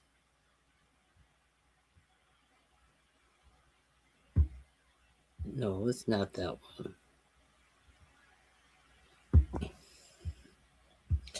Let me share this with you. Here we see right here, Tennessee Representative Justin Pearson speaks after being reinstated. This was 3 years ago.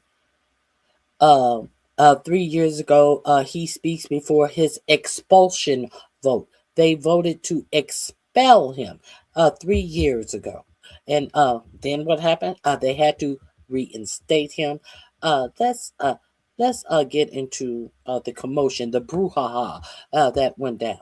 When this is his brother, they are trying to arrest. Let me share this with you. Let me make sure I'm sharing the screen with you. Yes, I'm sharing the screen. This is his brother right here. His brother who is fighting for black people in Memphis, where Elon Musk just decided to put up 33 big probines. What is it? Big engines to give energy for his AI data center, and have the engines blowing off all of this exhaust, 33 huge engines into Memphis, a black neighborhood. This is his brother.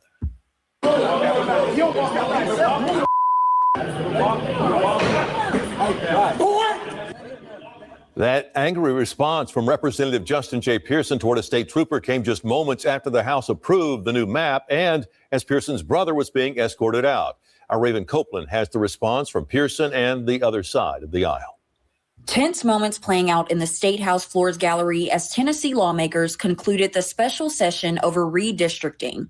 Let's remind ourselves that while we're here in this special session... Mr. Trooper, please clear out that balcony over there. Please clear out the balcony. The chants of protesters rang out Thursday before the House voted to approve the redrawn Tennessee congressional map, which divides Memphis and Shelby County into 3 districts instead of 1. Minutes after that...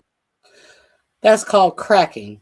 They taking one district and they cracked it and they separated and they gave it to 3 districts. And as you heard Justin Pearson tell you, that Shelby County had the most lynching of all counties in Tennessee.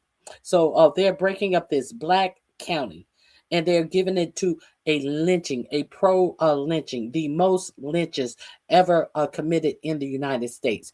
One of these this black county is being broken into to go to a high lynching, the highest in the U.S. We know that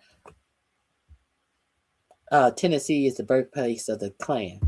Vote, Representative Justin J. Pearson rushed to the gallery as state troopers apprehended his brother, Keyshawn. I'll walk him out. Y'all going? Let go. You got me all tied up. Now you got me all tied up. My brother ain't going under your back. Hey, your young is in the way. Go walk out.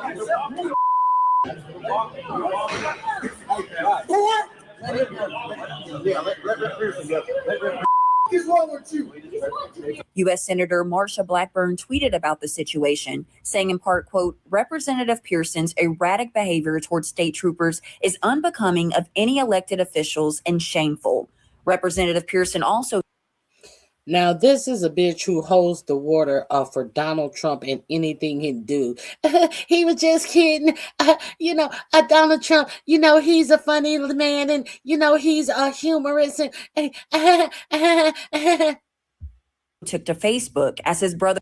But all the humor and the seriousness that you take him telling the southern states to redraw their map, that's not funny. The results of him, everything he do is funny. And, I don't think he was serious about that. He was just, he's a certain type of guy. He's not from Washington. But the results of you following exactly what he tells you to do.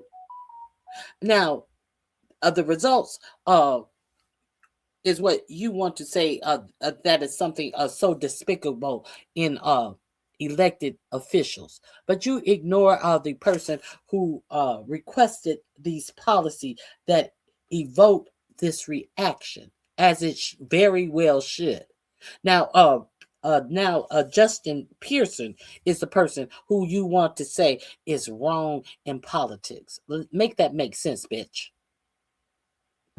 And another woman were arrested outside the state capitol and offers is unbecoming of any elected officials and shameful.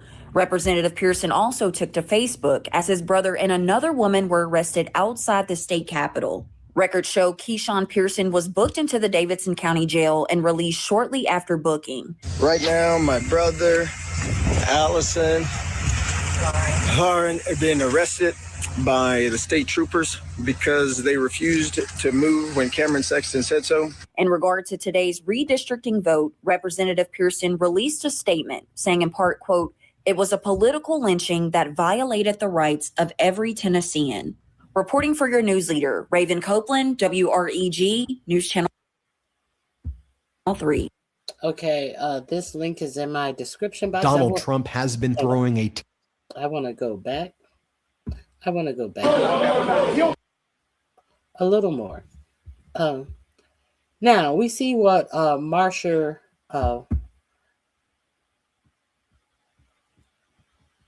had to say. Blackburn. We saw what she had to say. Now, let's see what I think his name is Tim Burchett. Let's see what this nimnut, Tim Burchett. He demands jail time for Justin Pearson. Tim Burchett. Why is that important? Let's see who he is. Seem to agree, writing on X, he needs to go to jail. All right, Tennessee Congressman Tim Burchett calling for the arrest of a state representative after a heated confrontation at the state capitol in Nashville. Let's take a look. You got me all tied up. Now you got me all tied up. My brother ain't doing nothing to nobody. He ain't doing nothing to nobody.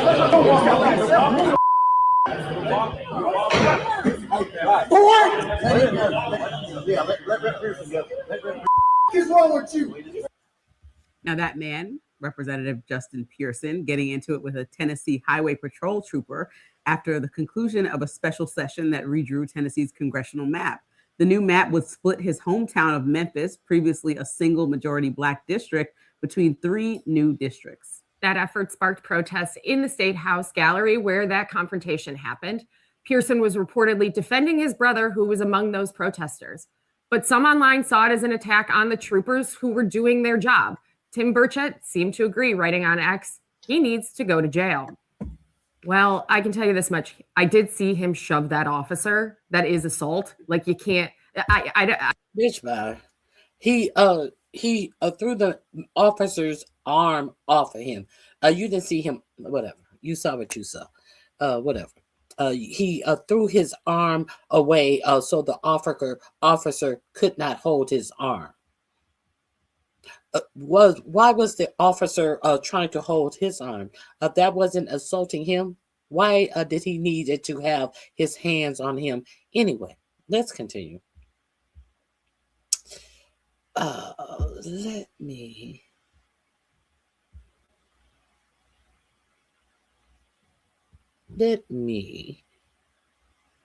me go here.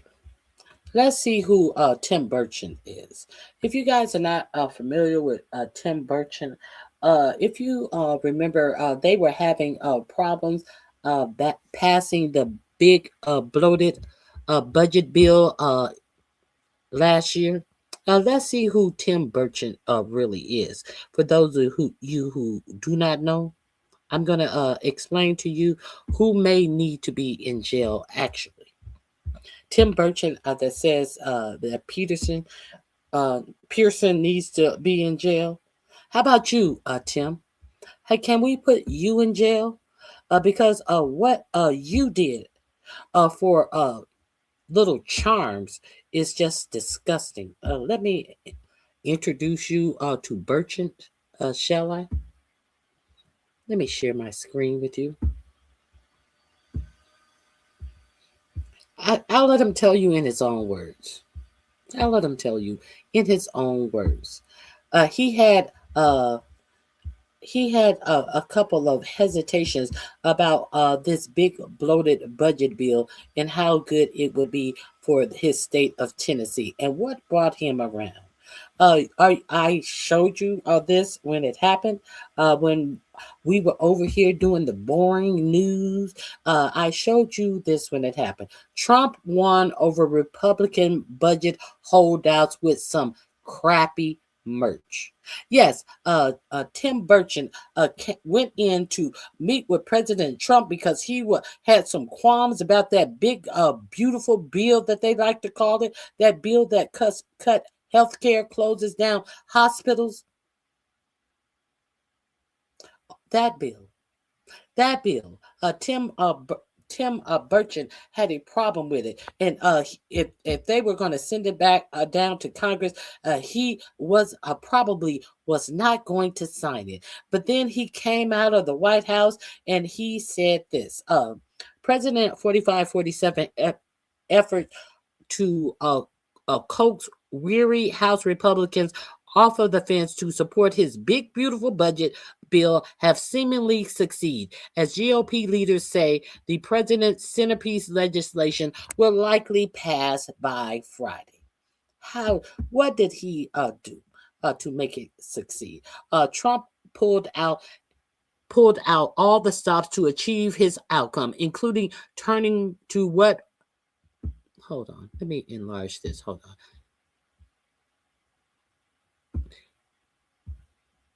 Okay, here we go. Oh, Lord. I didn't want that. Okay. Trump pulled out all the stops to achieve his outcome, including turning to what he does best, or at least most unrelentlessly, merchandise. The president had commoditize his image and the office of the president like no other, constantly hawking Trump-branded products from his trademark MAGA hats to a more peculiar products like cryptocurrency, cell phones, shoes, Bibles, guitars, watches, and most recently, a fragrance. I wonder if it smells like those farts that they say he rip off in that, dump in his diaper that has all of the people around him frowning up and holding their nose all of a sudden. I wonder if that fragrance smells like that. Given Trump's penchant for merchandising, it is perhaps no surprise he may. Hold on. How come I can't continue reading? Come on. Okay. Given Trump's penchant for merchandising, it is perhaps no surprise he made lavish Republican holdouts with awful merch a central prong of his charm offense to garner support for the bill, per the New York Times. The Times report that on Wednesday, GOP lawmakers who entered the White House uncertain about the bill, which would gut social programs and tilt taxes to benefit the wealthy, walked out with signed merchandise.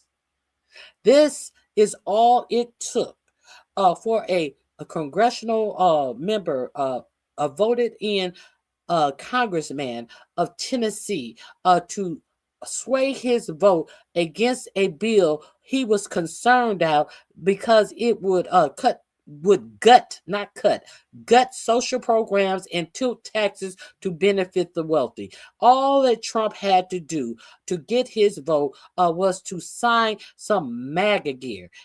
They walked out with signed merchandise, photos in the Oval Office, and by some accounts, a newfound appreciation for the bill. But he says Justin Pearson should be arrested. Is America great again yet? After Representative Tim Burchett met with the president, he posted a video in which he walking with a gaggle of fellow House Republicans, he praised on the president. Let's see this video, shall we? Ain't nothing to it but to do it.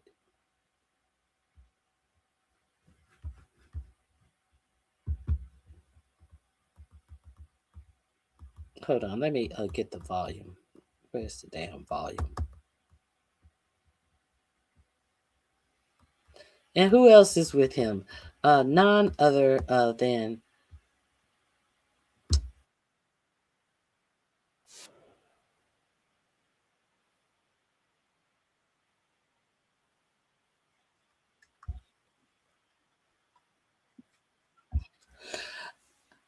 he told me he liked seeing me on TV, which is kind of cool. The president was funny, lovely, told me he liked seeing me on TV, which is kind of cool.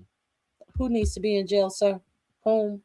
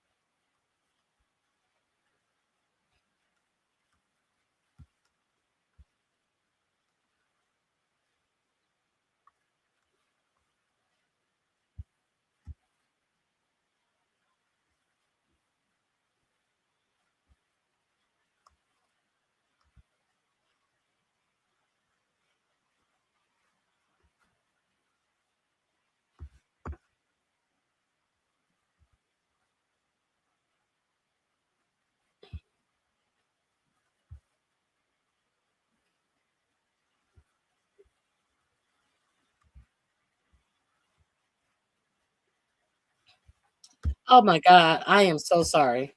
Hold on. Hold on. I apologize. I thought you guys could hear that. Let me that's why I like Ken Klippenstein. When you clip on his embedded links, they show right up. I have to go out and come back in. Let me share. Let me share on my screen and hear what it costs to get Tim Burchett to wax poetically about 4547's tax bill. That he was hesitant against because he didn't want to gut social service programs. Hey everybody, Tim Burchett. Just leaving the White House. Everybody say, hey, Byron Donalds, next governor of Florida. It's great to be on with TVB. Scott Perry, my number one man, general. I got Norman, got Burkine over here. Got us all, baby. President was. You hear somebody say merchandise. Now let's hear him say how nice the president was and say he likes to see me on TV, which was cool. wonderful, as always. Informative, funny. Told me he liked seeing me on TV, which is kind of cool. Hey, Commissioner. He says he liked to see me on the TV, which is kind of cool. Tim Burchett usually always wear that duck jacket over his suits in the halls of Congress. I'm just an old guy from Tennessee, from Buck, Tennessee. I never thought that I would meet the president. This is Tim Burchett. Look at there, Commissioner wearing purple. That's the color of royalty. People, are we getting into? She's over. That is, I forget her name. Over the Department of Agriculture, out here clowning, hoping that the bill will pass so she can take poor people off of food stamps. Done? Yes, ma'am. Good to see y'all. I'm a happily married man. Oh, you see I'm that? so sorry. She clipped me, man. She clipped me. Did y'all see that? Anyway. I'm good. Big day today, folks. Hopefully we get this thing worked out. President answered all our questions, was very informative. J.D. Vance was there. Hopefully we get this thing all worked out. President answered all our questions. J.D. Vance was there. Hopefully we get all what worked out. You should have gotten it worked out when you were there. Wasn't that the reason you went, was to get things worked out? About the social safety nets being gutted? Huh? Hopefully we get everything worked out. Now let's talk about the merch. Let's see his face light up and turn red with love. Kind of like those love taps that 45-47 said that they gave Iran, as Iran and the United States are now again attacking each other. But the president don't want to say that the ceasefire has ended. He says that we gave Iran a love tap. So let's see what type of love tap it took for Tim Burchett to sell out one of the poorest states in our country. It was just a very good day. Anyway, thank y'all so much for sending me here. We'll hopefully get this worked out and do some great things for this country. You agree, Byron? Say that again. Do some great things for this country, get this worked out? Yeah, we get this worked out. We're going to do great things for America. Big Byron on Ozempic now. Big Byron is half the man he used to be, and he never been that much of a man anyway. But let's continue. Great meeting with the president, folks. He's a man of his word. Says what he means what he says. That's right. He doesn't mince too many words. No, he does not. Not at all. Hey, Byron Donalds. Do you mean what you say? You said that you were a Jamaican.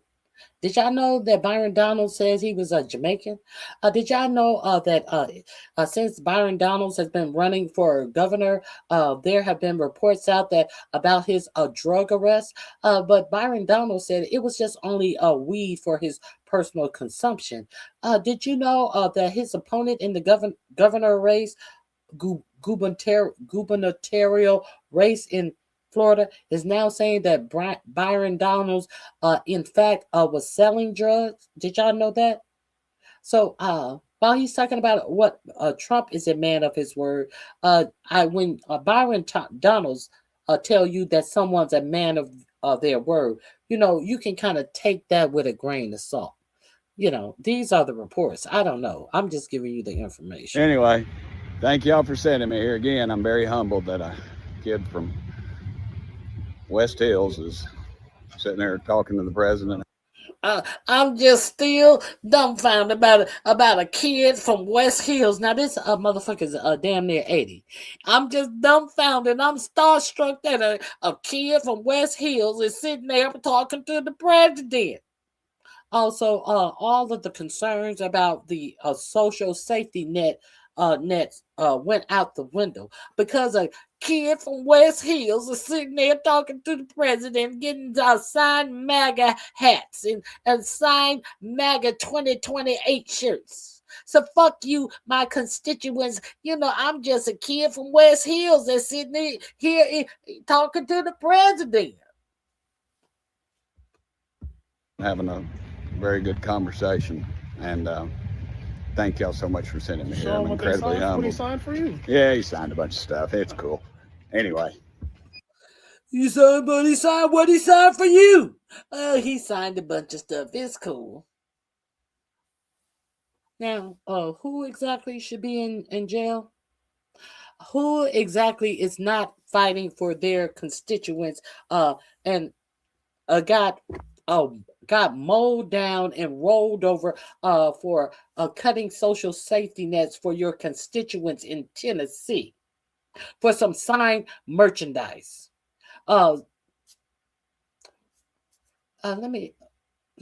be clear. All of the merchandise that Donald Trump gives away has he has a whole merch shop in the White House. Now, all of that merch is under his trademark.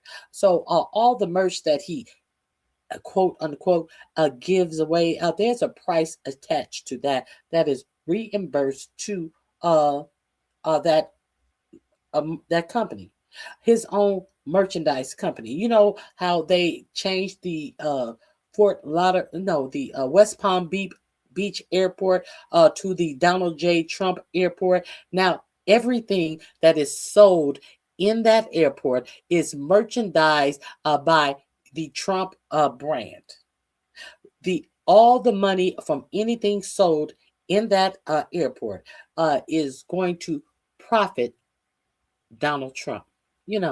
Now, this is what Tim Burchett sold out for. If you did not know, he's calling for the arrest of someone who is actually fighting for his constituents, actually fighting to keep the rights of his constituents. See, these are the people that we have in big government.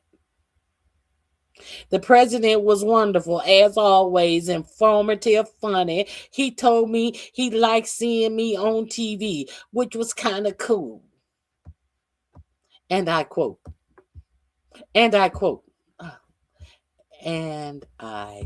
you don't believe that I'm actually quoting Burchett? Let's quote Burchett. Here it is, right here. Right here. Where'd it go? I was just quoting him. Where'd it go? Last night, a bunch of Republicans in the House were saying how awful this bill was. Only took a couple of hours, some merch, and a few words from Donald Trump, and they are lining up to rip away health care from 17 million people. I'm sadly not surprised, says Elizabeth Warren, but I'm still outraged. So there it is. Your government at work.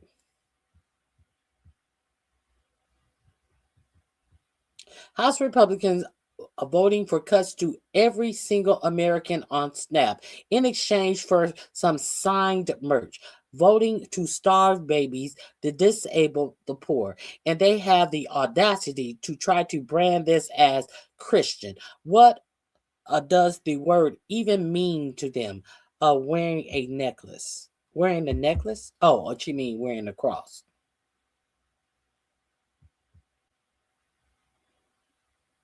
A conga line of aghast Republican lawmakers filed through the West Wing on Wednesday, hemming and hawing about Trump's bill. They walked out with signed merchandise and photos in the Oval Office.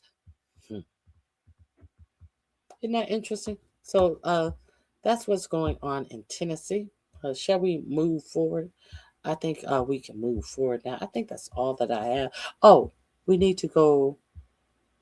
Well, I'm going to drop the link for the full interview that Justin Pearson did with the Midas Touch. I think it's here. Oh, but you guys know that they are actually saying that Justin Pearson is a fraud. They're saying that he's a fake. They are saying this man is a fake. Now, the actual nerves. Let me see.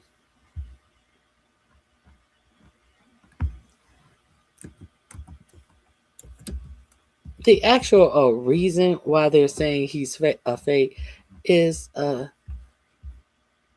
quite astonishing. Let me see if I can find it. Let me see if I can find it again. They're saying he's fake. None other than the right-wing hack jobs are saying he's fake. Let me see. Let me see if I can find it right quick. Hold on. I hate that I didn't save it. Because the audacity, let me see.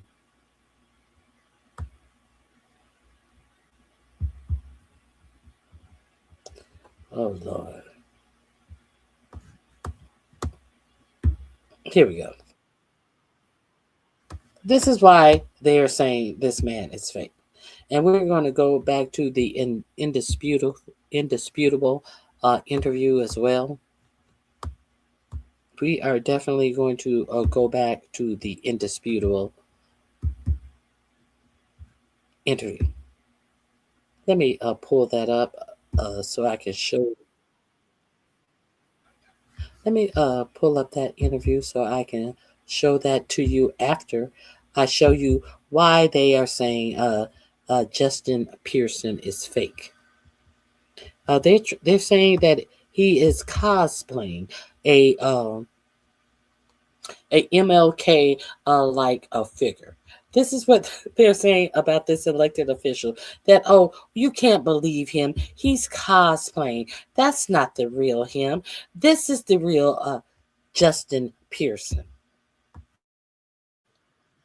Let's get into it. Let's get into it right now. If you did not know, I'm going to share this with you. The audacity. You know how they said Jasmine Crockett was some hood booger, some ghetto ass person, until they found out that she was highly educated and went to private schools all her life, and then they said that she was out here being fake. She was cosplaying for the people, and that's how she won her vote.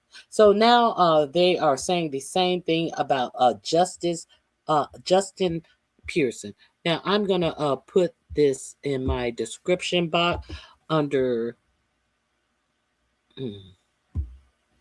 What am I going to put this under? I am going to put this under Pearson Speaks. All of this is going to go under Pearson Speaks. So you can see what is being put out about this young Black elected official.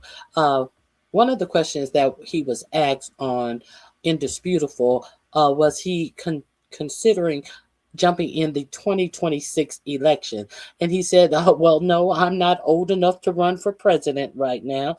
When I get to 35, now this is somebody who is not even old enough to run for president. And he has these white dummies so upset and enrolled in their feelings.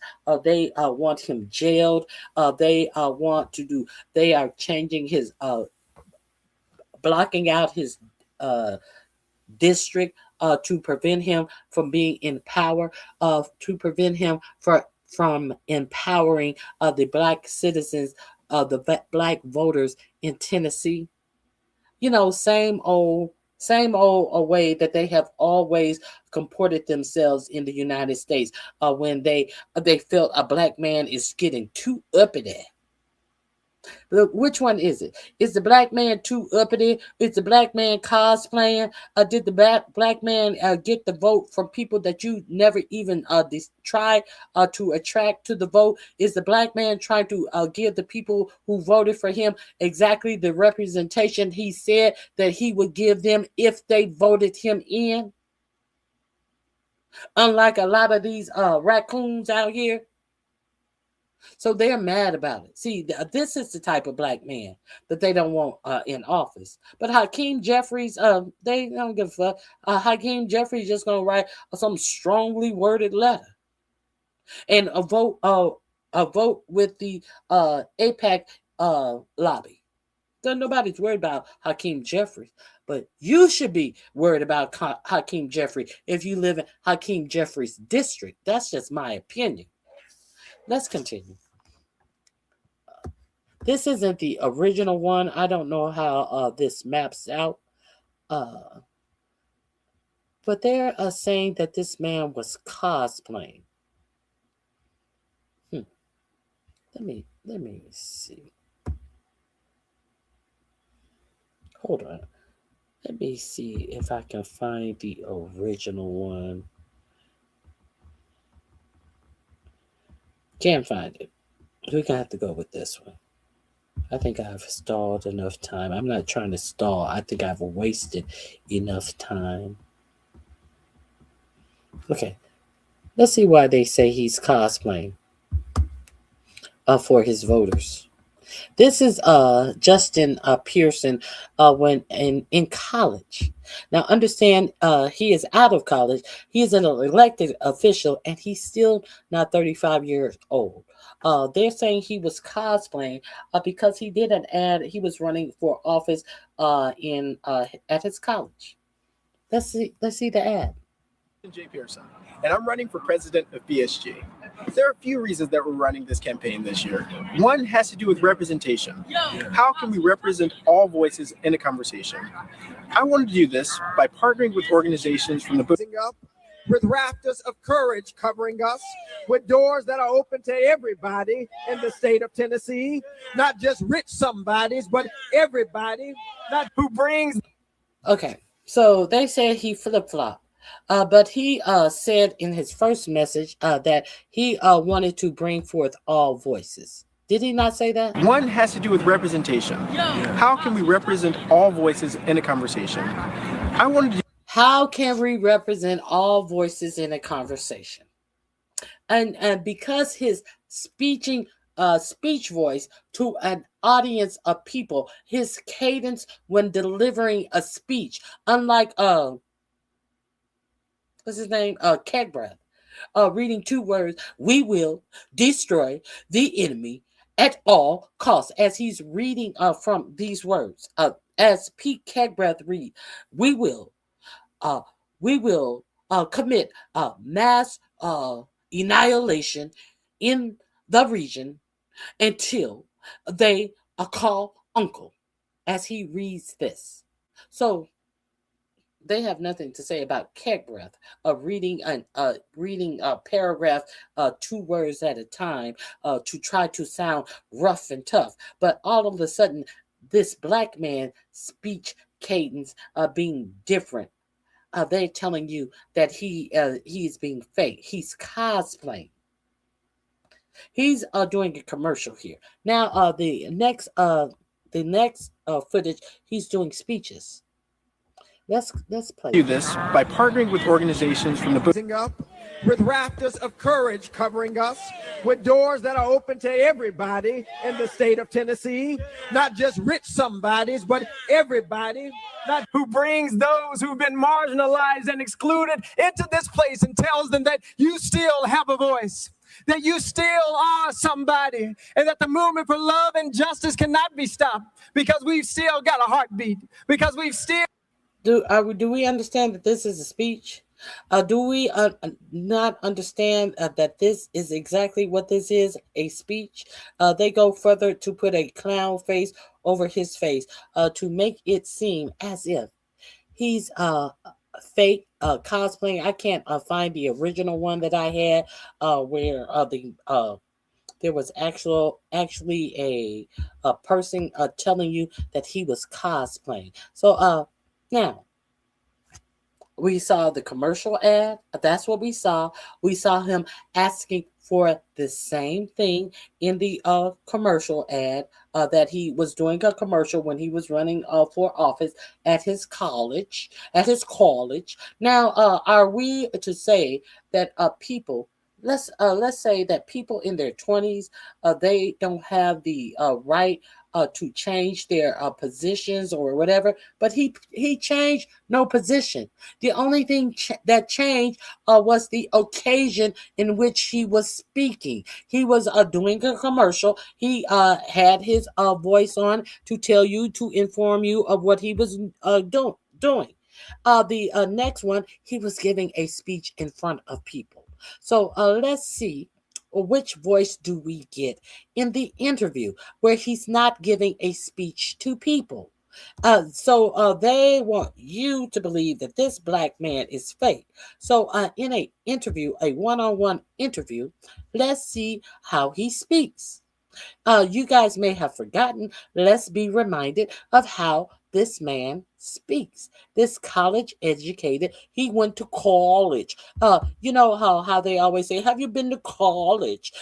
You haven't been to college. I can tell. You haven't been to college. But have no pushback on these white ignorants out here. Let's continue. All right. Welcome back. Okay, Representative, we have a lot of questions for you from our audience at Indisputable. I'm going to get through as many as I can. First question comes from Edward. Edward says, my question is, when will Justin Pearson run for president? Thanks so much for the question, Edward. I'm not even old enough to run for president yet.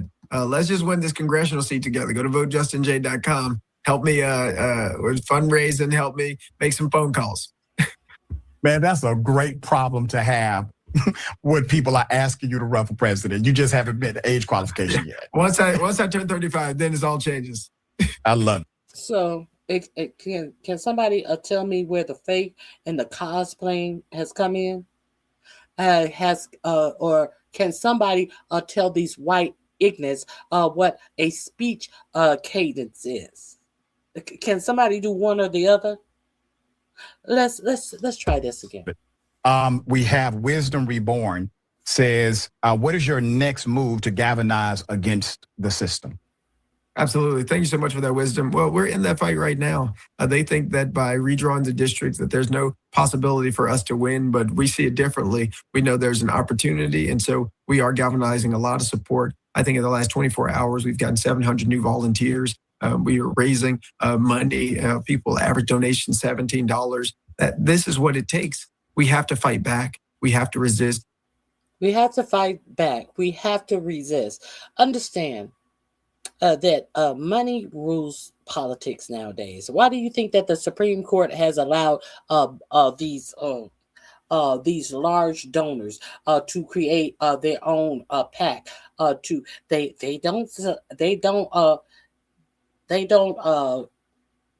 They're not involved with the person who's running, allegedly.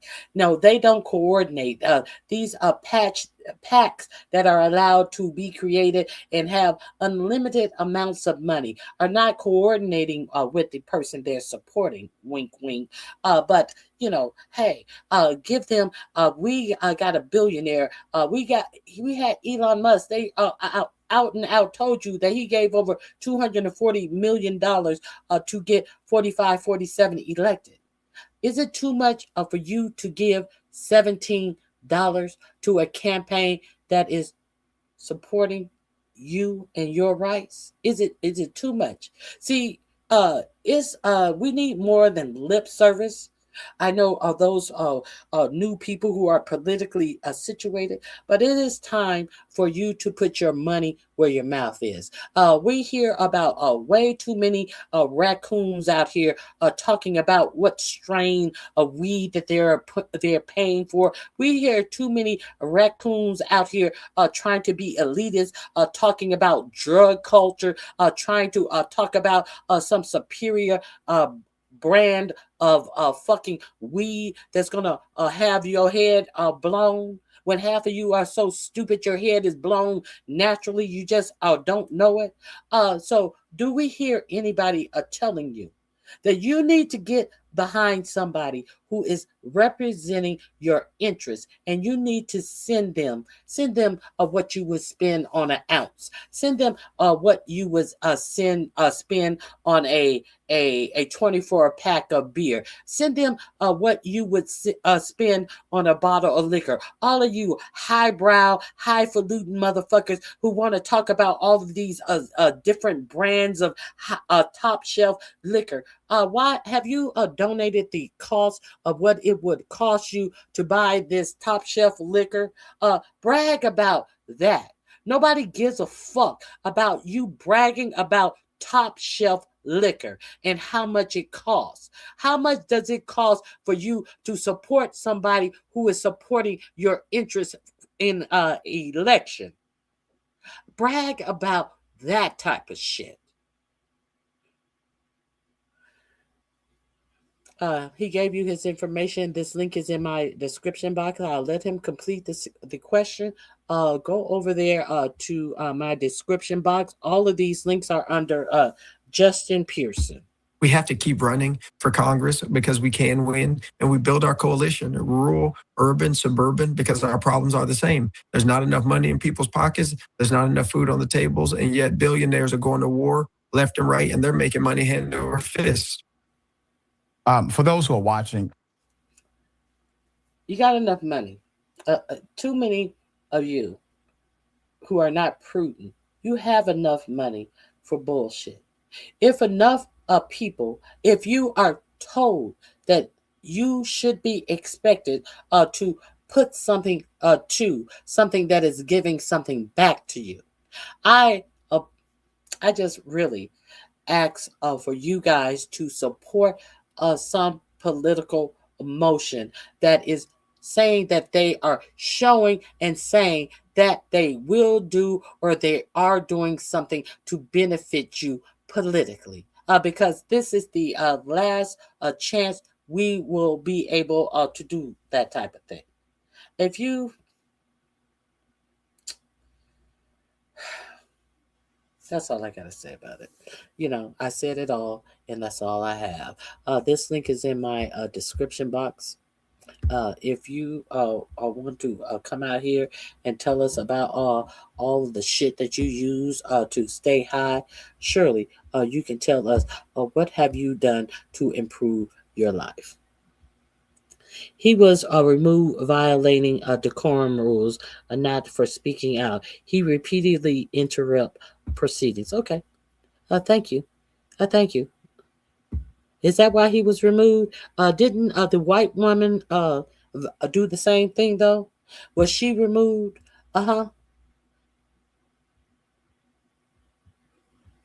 Didn't she interrupt? Oh, okay. What about? No, we don't do what about isms over here, bitch. There's no what about. I'm talking about what I'm talking about, and there is no, this is not the what about ism of a place.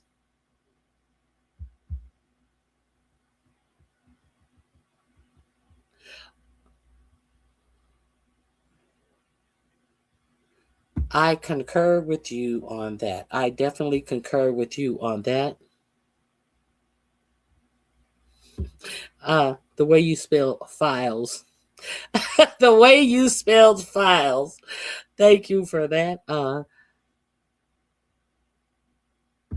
I concur with you on that all the way. Trump doesn't want no black people in power. He wants to go back to Jim Crow era. I concur with you. We agree. Let me see.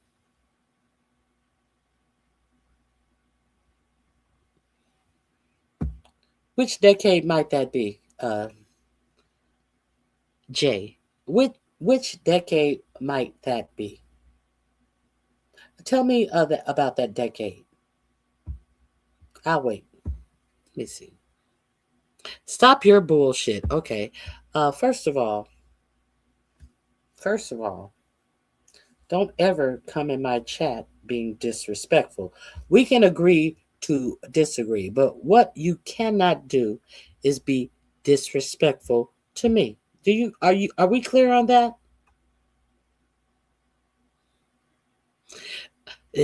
Stop your bullshit. You're such a liar. Where did I lie? Be specific. Who is this? Fred Hetch or Heitch? Are you Ann Heitch, daddy? Where did I lie? What about now? Here is he's mad. He's mad. I'm lying. I'm giving you news reports. I'm showing you where I'm getting these reports. I'm giving you a news report. Maybe you haven't heard these reports. I don't know. That has nothing to do with me. But where did I lie is my question to you, Fred.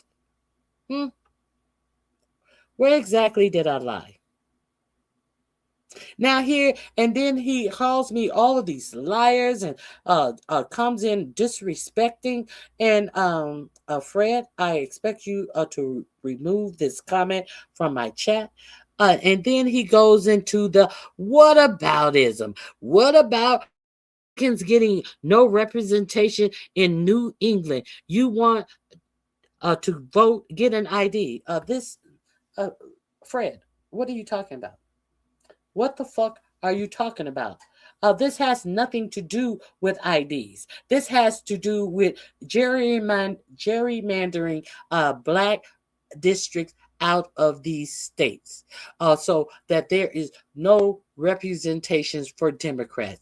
What does an ID have to do with this? Since I'm lying. No, I'm not lying. You can't follow along because you're stupid. Fred, you can't follow along because you're a fucking dumbass, Fred.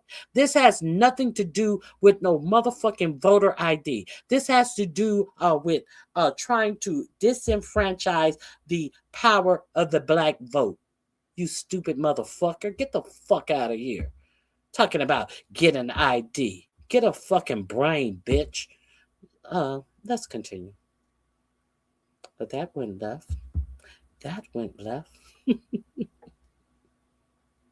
Okay, let me continue. I apologize. Not to Fred though. Fuck Fred. Freddy's dead. Doo doo doo. That's what I said.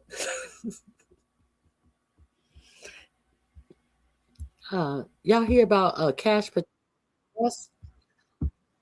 Do y'all hear that Kas Patel has been arrested? Do we have a convict running the FBI? I don't know. Adam Mokler broke this story earlier today. Let's see what is going on with Kas Patel. What is this? Kas Patel arrest leaks in new memo. What? Now let's get into this. And their polling is in free fall. But I want to dig in on one specific player. I have that going too quickly. I apologize. You tell me that Kas Patel was arrested. Adam, what did they arrest Kas Patel for and why? Going through a whole Senate confirmation, we didn't hear about this arrest. It's another thing. When he was sitting up there telling these senators who was asking him questions about the FBI, and he was being smug and telling them, how come you're not worried about crime and you're this? What about this? What about doing the whataboutisms as people think that they're going to be able to do up in my... See, the Senate and the Congress can't cuss you out. I can cuss you the fuck out. So, let's see why he was arrested. Making you and I less safe on a daily basis in a noticeable manner. Our FBI director, Kas Patel, has been the subject of leak after leak after leak, all detailing one. So, we would be remiss if I did not tell you that Kas Patel has opened up an FBI investigation against the reporter for The Atlantic who did the story that she says that it was either 21 or 29 people who helped her gather the information for this story. And now she's under a FBI investigation, while Kas Patel has never denied any of the claims that were in her reporting. 21 to 29 sources gave her the information, and he's suing the Atlantic, and he's suing the Atlantic, her paper, not her paper, the paper that she works for $250 million, and she, the reporter, is under an FBI investigation. But let's see what's going on with Kas Patel arrest. Now, so this, you'll be able to find this link in my description box under Patel in jail. One specific pattern, how his alleged alcoholism is negatively affecting his job on a day-to-day basis, and now we have story after story after story of his decades-long alcoholism. That is our FBI director. I kind of miss the days when I didn't really know our FBI director's name. I guess I always knew it because I was paying attention, but I didn't really know or think about the FBI director on a daily basis in a meaningful sense. Now, I'm worried about the FBI director's personal habits and routines and how that affects our counterterrorism operation at a time when we are sparking more wars in the Middle East. It is an absolute mess, and we are all less safe for it. So this leads me to ask a simple question. Do you feel safer off than you did 4 years ago? I certainly do not. The United States is engaged in more wars than we were engaged in when Biden left office. When Biden left office, he had pulled us out of Afghanistan. That had really calmed down. Yes, it was messy, but he had pulled us out. I don't feel safer. We are at war with Iran, and the people who were over in the FBI who studied and knew and was well versed on how Iran would be able to strike us via cyber security have all been fired under Kas Patel administration. And if you guys have never seen, what is the name of that movie?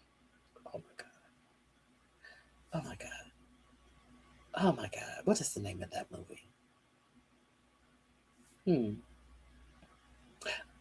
Oh my God. I always have a problem remembering this movie. Anyway, if you have not seen, it's right on the tip of my tongue. Oh my God. Let me see if I can Google it.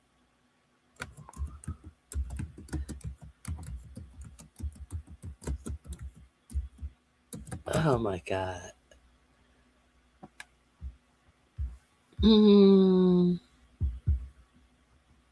Leave the World Behind. If you have not seen the movie Leave the World Behind, it depicts how America is struck without any foreign person setting foot on American soil. It is all done via cyber wars that really shuts down America and has America all fucked up, because you know that most of the things we do, from our electricity to our water, everything is on some type of computer grid. Let's not be silly, and let's not act like we don't understand that America can be touched in many ways. You have been warned about this already. Why do you think that all of these millionaires and billionaires have all of these bunkers? Why do you think that they have bunkers? Why do you think they got health insurance? Why do you think that they have everything that they are trying to deny the broad scope of American citizens? A whole new world. I think they are trying to make space. I think that you guys are taking up too much space in America. That's what I think. You little people, who needs you? You taking up too much space. You think that we're going to pay you a universal wage? If we wanted to pay you, we'd still have you working for our company. Be gone. Let's see what Kas Patel arrest leak memo is about. Donald Trump is getting us into more wars and spending billions, tens of billions, soon to be trillions of dollars on the military budgets, and we need to be calling this out. The Trump administration has also been subject to a crazy amount of leaks over the past few months. Increasingly so, we're seeing more and more leaks coming from staffers or people close to Donald Trump, and this led to Susie Wiles, the chief of staff, often named the Ice Maiden. It led to her sending out an email saying, everybody, please stop leaking these stories. And then that email immediately got leaked to the press. Many of these leaks have been about Kas Patel himself, our FBI director. Yeah. Oh, Susie Wiles. Hey, on the hey, Big Rigs. Oh, Susie Wiles. That's dumb bitch. She wrote an email. Please stop with the leaks. And they leaked that email. So let's get to Kas Patel. Thank you for reminding me, Adam. Let's get to Kas. Who, again, we shouldn't have to be thinking about in any meaningful way. We shouldn't have to be thinking about our FBI director's personal habits, but every single time he hops on camera and gets grilled, it does not look good for him. Let's start off with this Fox News hit that he did about 3 weeks ago. 3 weeks ago, it says, Hannity, I'm reading that you used the FBI because you didn't like a story about your girlfriend. Hannity. I'm okay. Let me see. Oh, this is Hannity saying this. I had to get this in context. Hannity says, I'm reading that you used the FBI because you didn't like a story about your girlfriend. Is there any truth to that? It just doesn't sound like you. Kas Patel says, absolutely not. The reality is that this same reporter delivered a baseless story which delivered a direct threat of my life to my girlfriend, which delivered a direct threat of life to my girlfriend. Do you mean it threatened your girlfriend's life? It delivered a direct threat of life to my girlfriend. But here's the thing. Me and mine are like you and President Trump. We're tough as we come.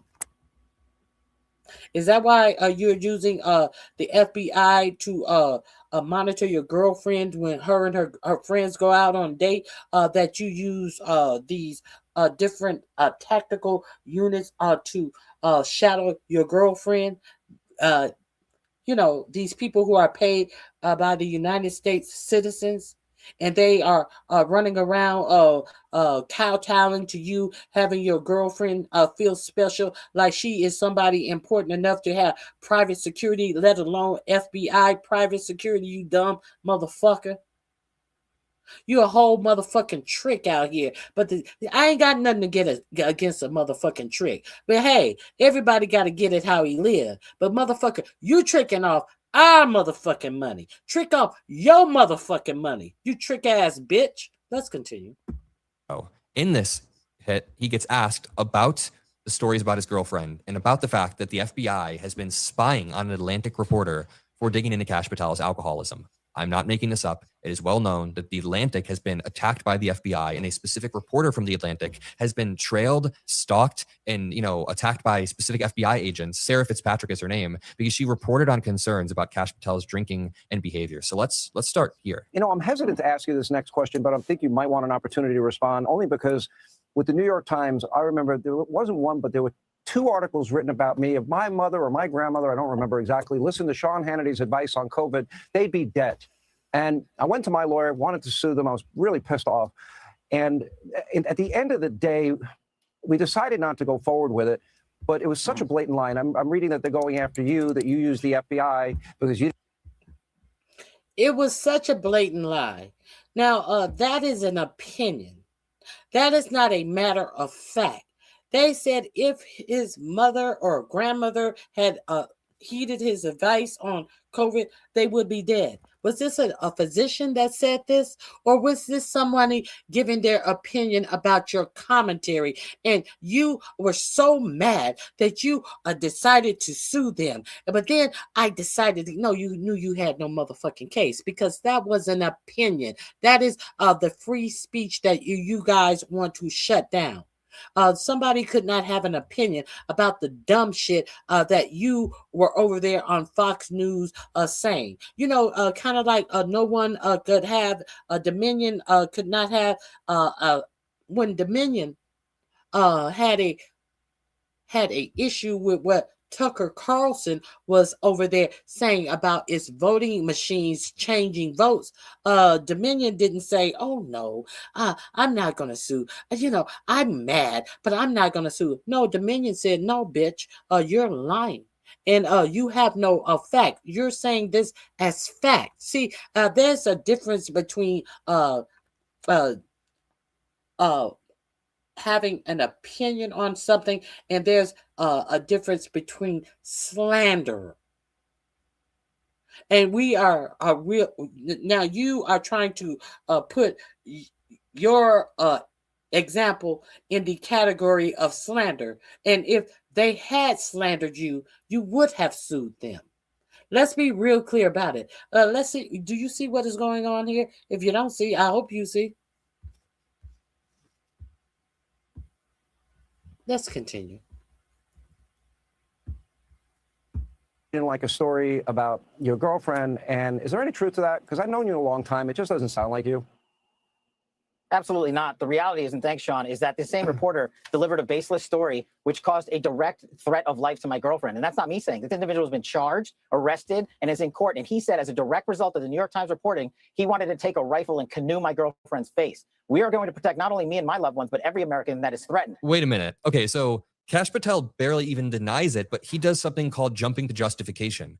He immediately begins justifying why it would be actually okay if he took the action he's being accused of, rather than fully denying the accusation. He's saying, yeah, but he put me in danger. Look at what he did. I'm going to invoke an emotional reaction to make you feel that it's justified, even if I did do it, which he clearly did do it. Really quickly, let me just read this. Nearly 3 weeks after The Atlantic reported that some government officials were alarmed by FBI Director Kas Patel's behavior, including conspicuous inebriation and unexplained absences, MS Now reported this morning that the Bureau has launched a criminal leak investigation that focuses on the Atlantic reporter who wrote the story, Sarah Fitzpatrick. This is very real. Kas Patel is barely even denying it before jumping to justification. The baseless New York Times came in over the top today and tried to delete that past reporting, refused to accept our comments, and refused to turn the attention to the actual court pleadings and the myriad of threats that have resulted to me and mine based on this baseless reporting. But here's the thing. Me and mine are like you and President Trump. We're as tough as they come. We're not going to stand down. We're not going to take a knee on this one. And then he has to go into glazing Donald Trump because he knows his job is on the ropes. And really quickly, with the constant lying and lack of transparency of this administration, I want to encourage you all to protect yourself when you're using the internet. A lot of people don't realize that their email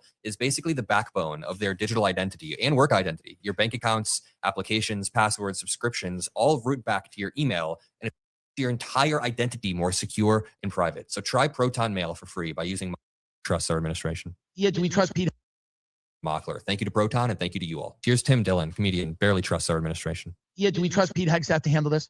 Do we trust Kas Patel to handle the maybe domestic retaliation attacks that might come if Iran has sleeper cells here, which some people say they have? Do we trust Kas Patel to be on top of it? Simple question. Do you feel safer than you did 4 years ago with these people?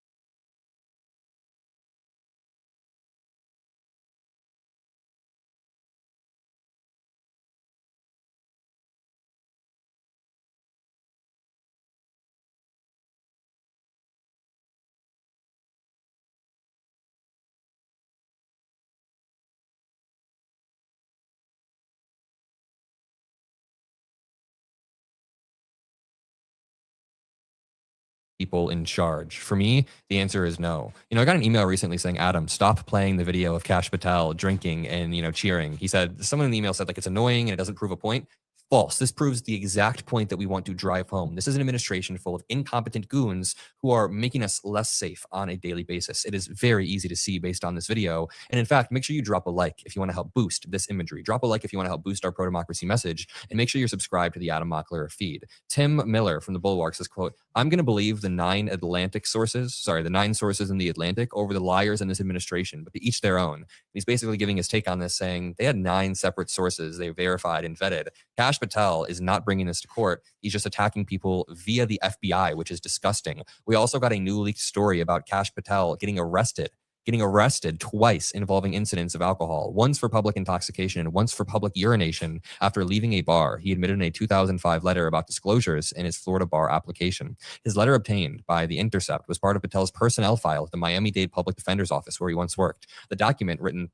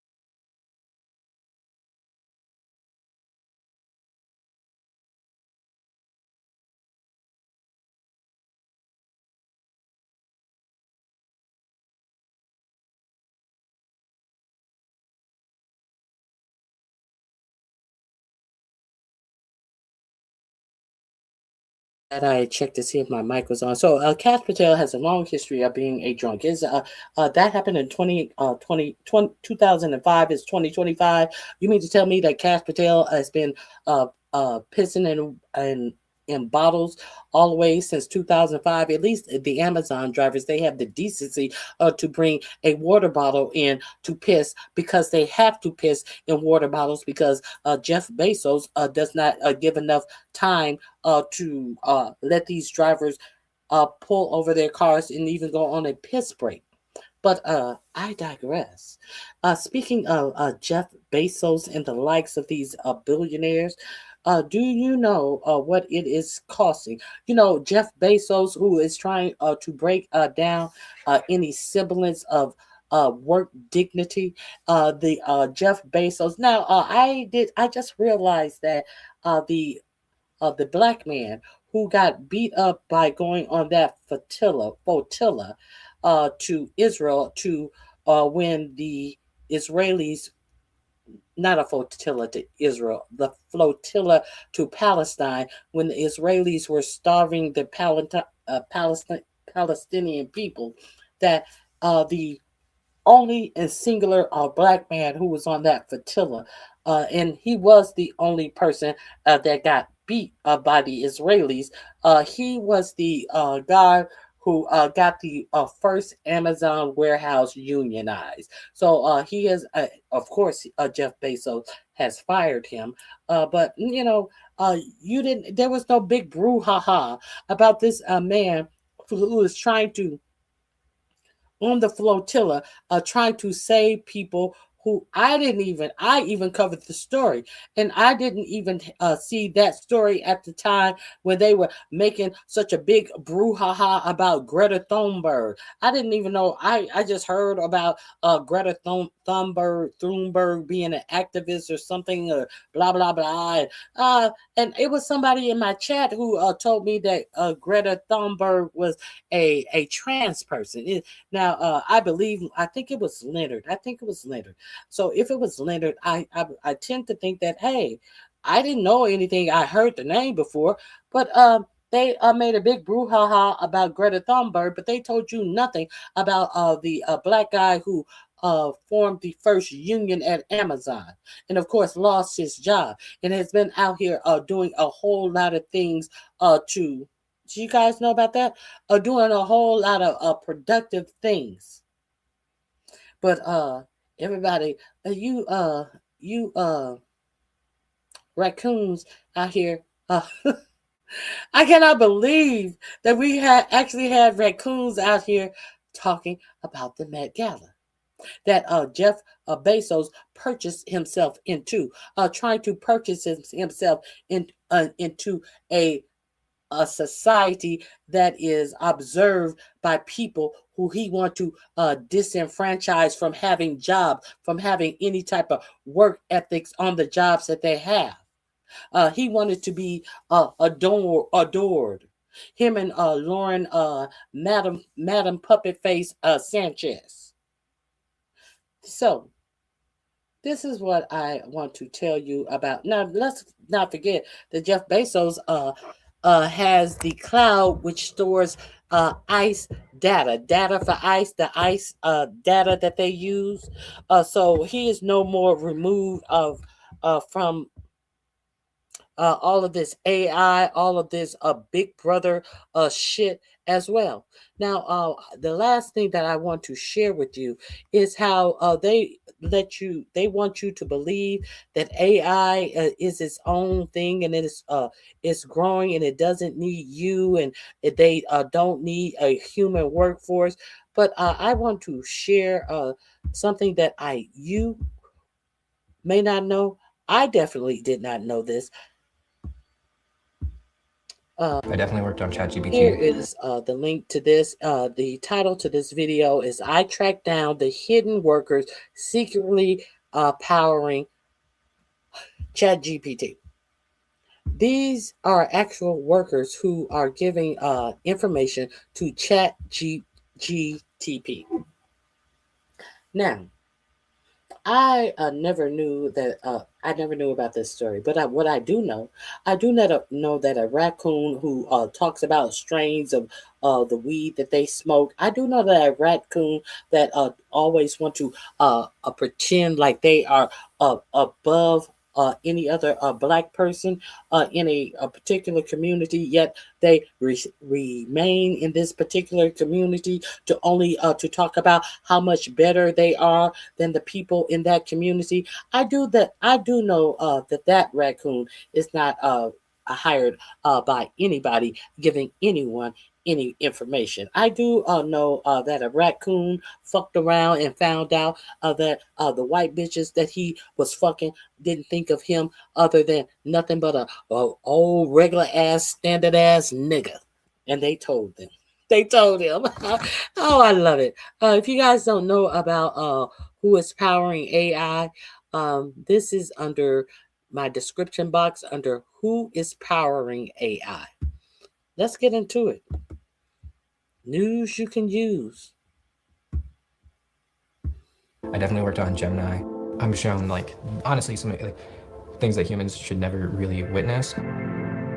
The AI job crisis is here, but it's not what you've been told. You've said AI can spike unemployment to 10 to 20% in the next 1 to 5 years. Yes. Tech CEOs talk about a future in which AI systems will soon do away with the need for human labor. But this rhetoric conceals a more sinister reality. While AI is triggering layoffs, its development is also driving the rapid growth of a new kind of worker. I could set alarms for specific jobs. And if that alarm went off in the middle of the night, I was up and I would work until the tasks ran out.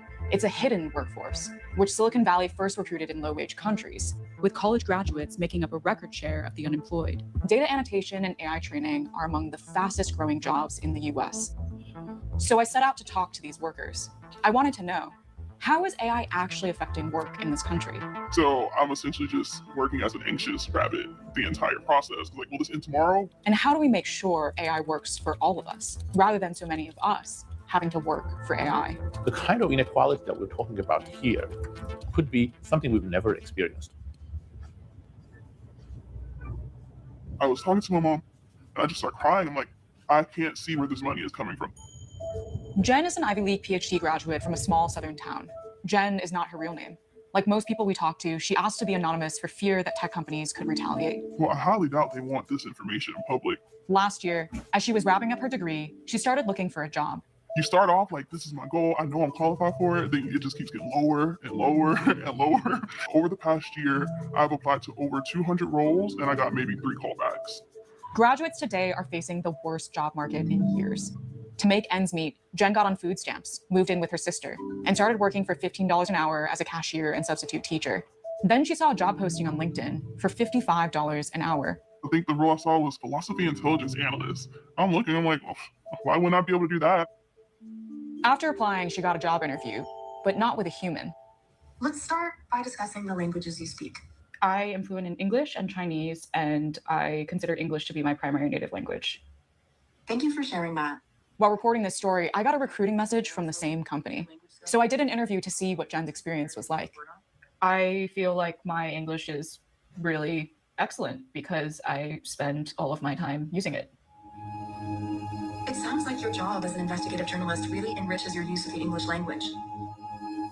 The company is called Mercor, and it's one of many contractors which connect companies like OpenAI and Google to a distributed workforce to train and improve their AI systems.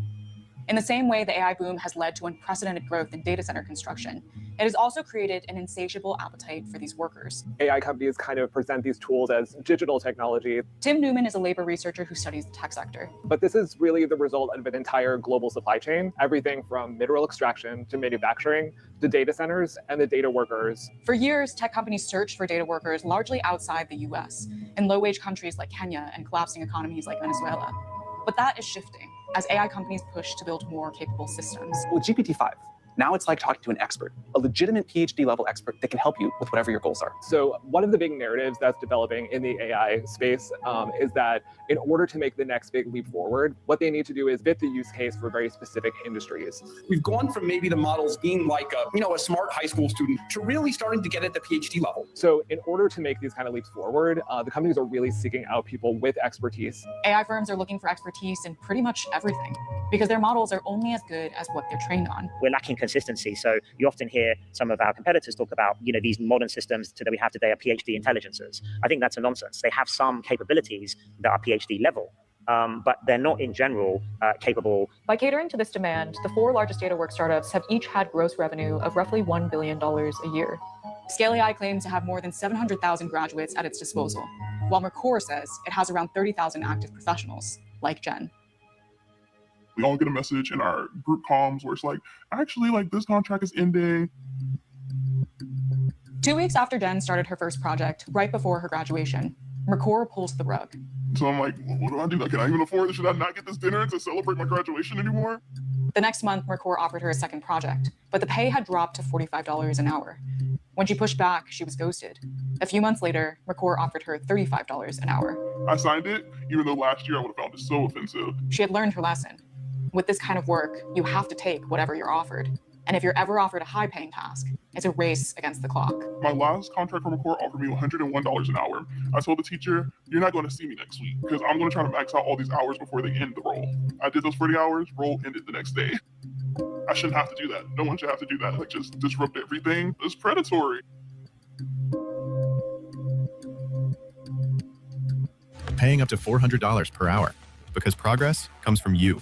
This is an industry that really seems to rely on precarious workers wherever they exist. Last year, Tim and his colleagues conducted a study of data workers across the country.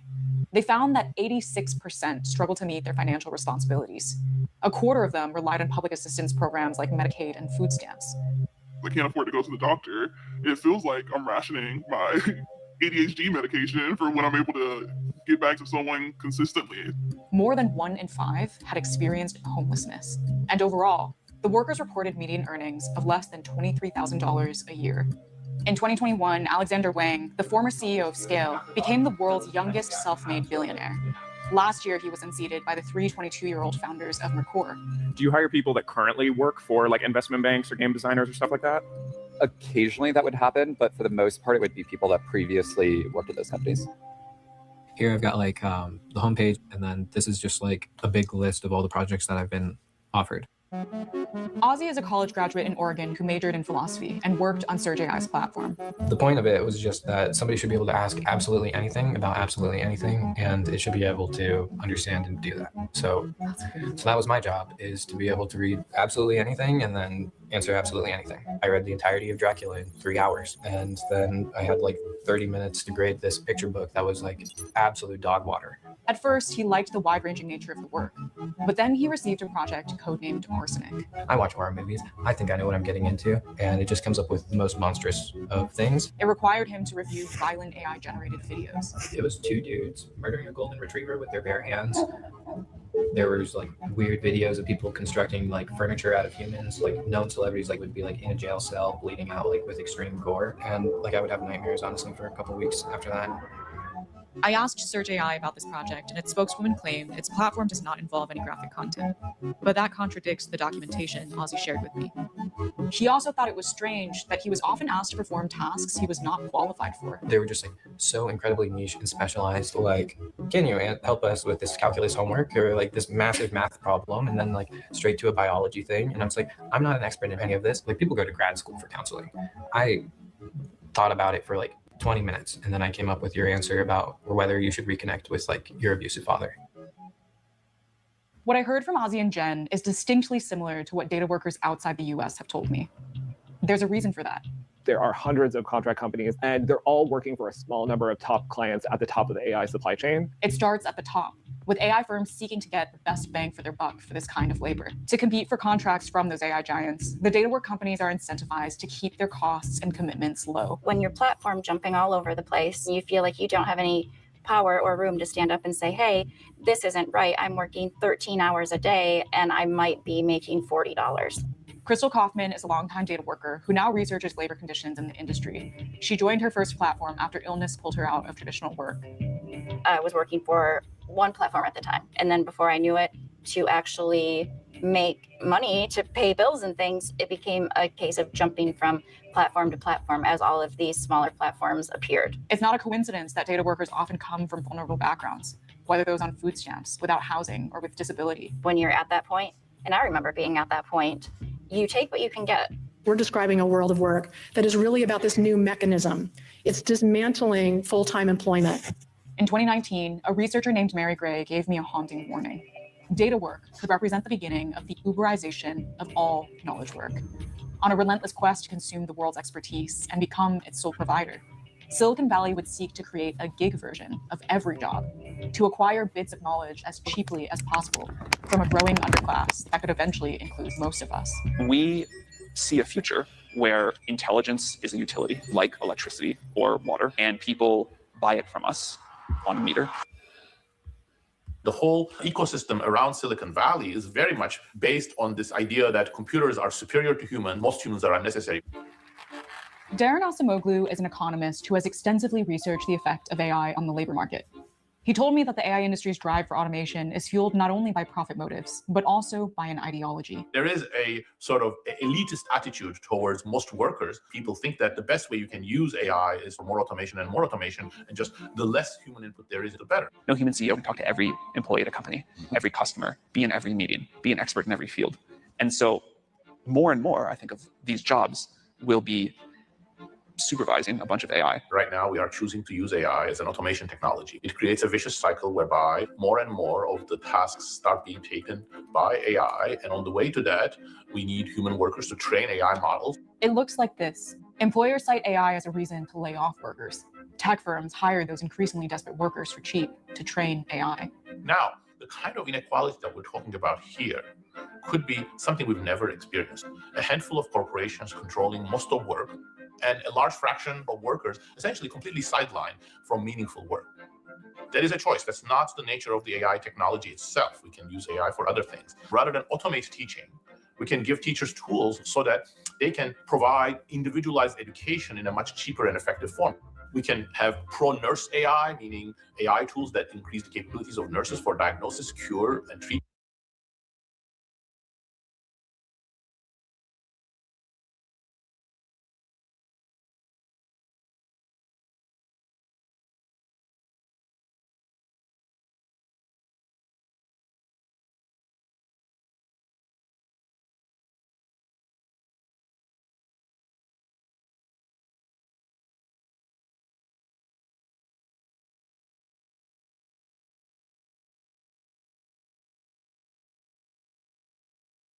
treatment, but those options are not being exploited. But in its quest to ingest the world's knowledge, Silicon Valley has a problem. The AI industry is dependent on the very workers it exploits. Data workers have leverage, and some of them are already using it.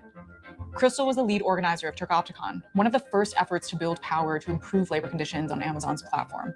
On some issues, they won. We fought very hard for a change to the rejections policy. To get a corporation like that to actually listen to workers was almost surreal. We absolutely have to have some type of global coalition collectively demanding better conditions. For hundreds of thousands of far-flung data workers to organize will be an enormous challenge. But advocates like Tim believe there are models in recent history that workers can look to. Once workers started organizing in the garment sector, we've seen them creating powerful coalitions globally, including with consumers, with investors, with students. A new bill introduced in California this year borrows from that kind of strategy. This is AB 2653, the California Sweatshop Free AI Procurement Act. It would ensure that when the state of California is procuring an AI tool, the data work that created those systems actually complied with certain labor standards. This is simply about how we are spending taxpayer dollars, and it should not go to AI companies who exploit their workers, whether they're here in California or anywhere else in the world. There's a narrative about how the AI companies operate that this technology is inevitable. That is not the case. All of us shape the future of technology. And what's most important is that we start working together to be sure that the future of work and the future of technology at work is one that, benefits all of us and makes our jobs better, not leading to a race to the bottom purely to enrich a handful of very wealthy billionaires in Silicon Valley.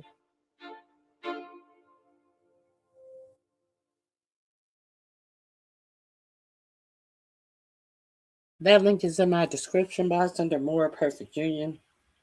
So, let's be clear. That is one of the main reasons why in the big beautiful bill 4547 wanted no regulation on AI. No state could regulate AI. Do you understand why now? That's why. Now, Marjorie Taylor Greene was one of the only Congress people that I heard come out and say, hey, that's not cool. We don't want AI to be doing whatever it wants to do. Understand, it's all rigged for these billionaires to get free work. These billionaires are accustomed to getting free work, undercutting of the workers. Why do you think that so many America is so attractive to undocumented immigrants? Because they know once they get to America, a millionaire or a billionaire is going to hire them to not have to pay living wages, United U.S. wages. They know they will be hired. They will probably be given the directions of how to get fake documents by their employer. And they want you to believe that it is the undocumented worker that is the problem in America. No, it is the millionaires and billionaires that are the problem in America, who want to create ways to further and continuously enrich themselves by undercutting the American worker. So that's all let me see if there's anything new that came out today. If there is, we'll talk about it tomorrow. All right. You guys have a great day, remainder of your day. No, I won't be here tomorrow. I have something to do tomorrow. I'll see you guys on Wednesday. Keep hope alive. Shit. It's a precarious time in the United States, so look out for yourselves and for your like-minded brothers. Let the raccoons be thrown out in the street and run over by traffic. All right, bye.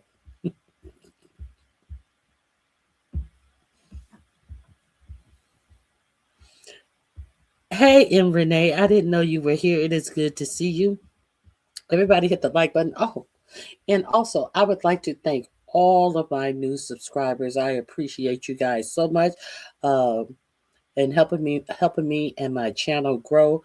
Hit the like button on your way out. Have a good day.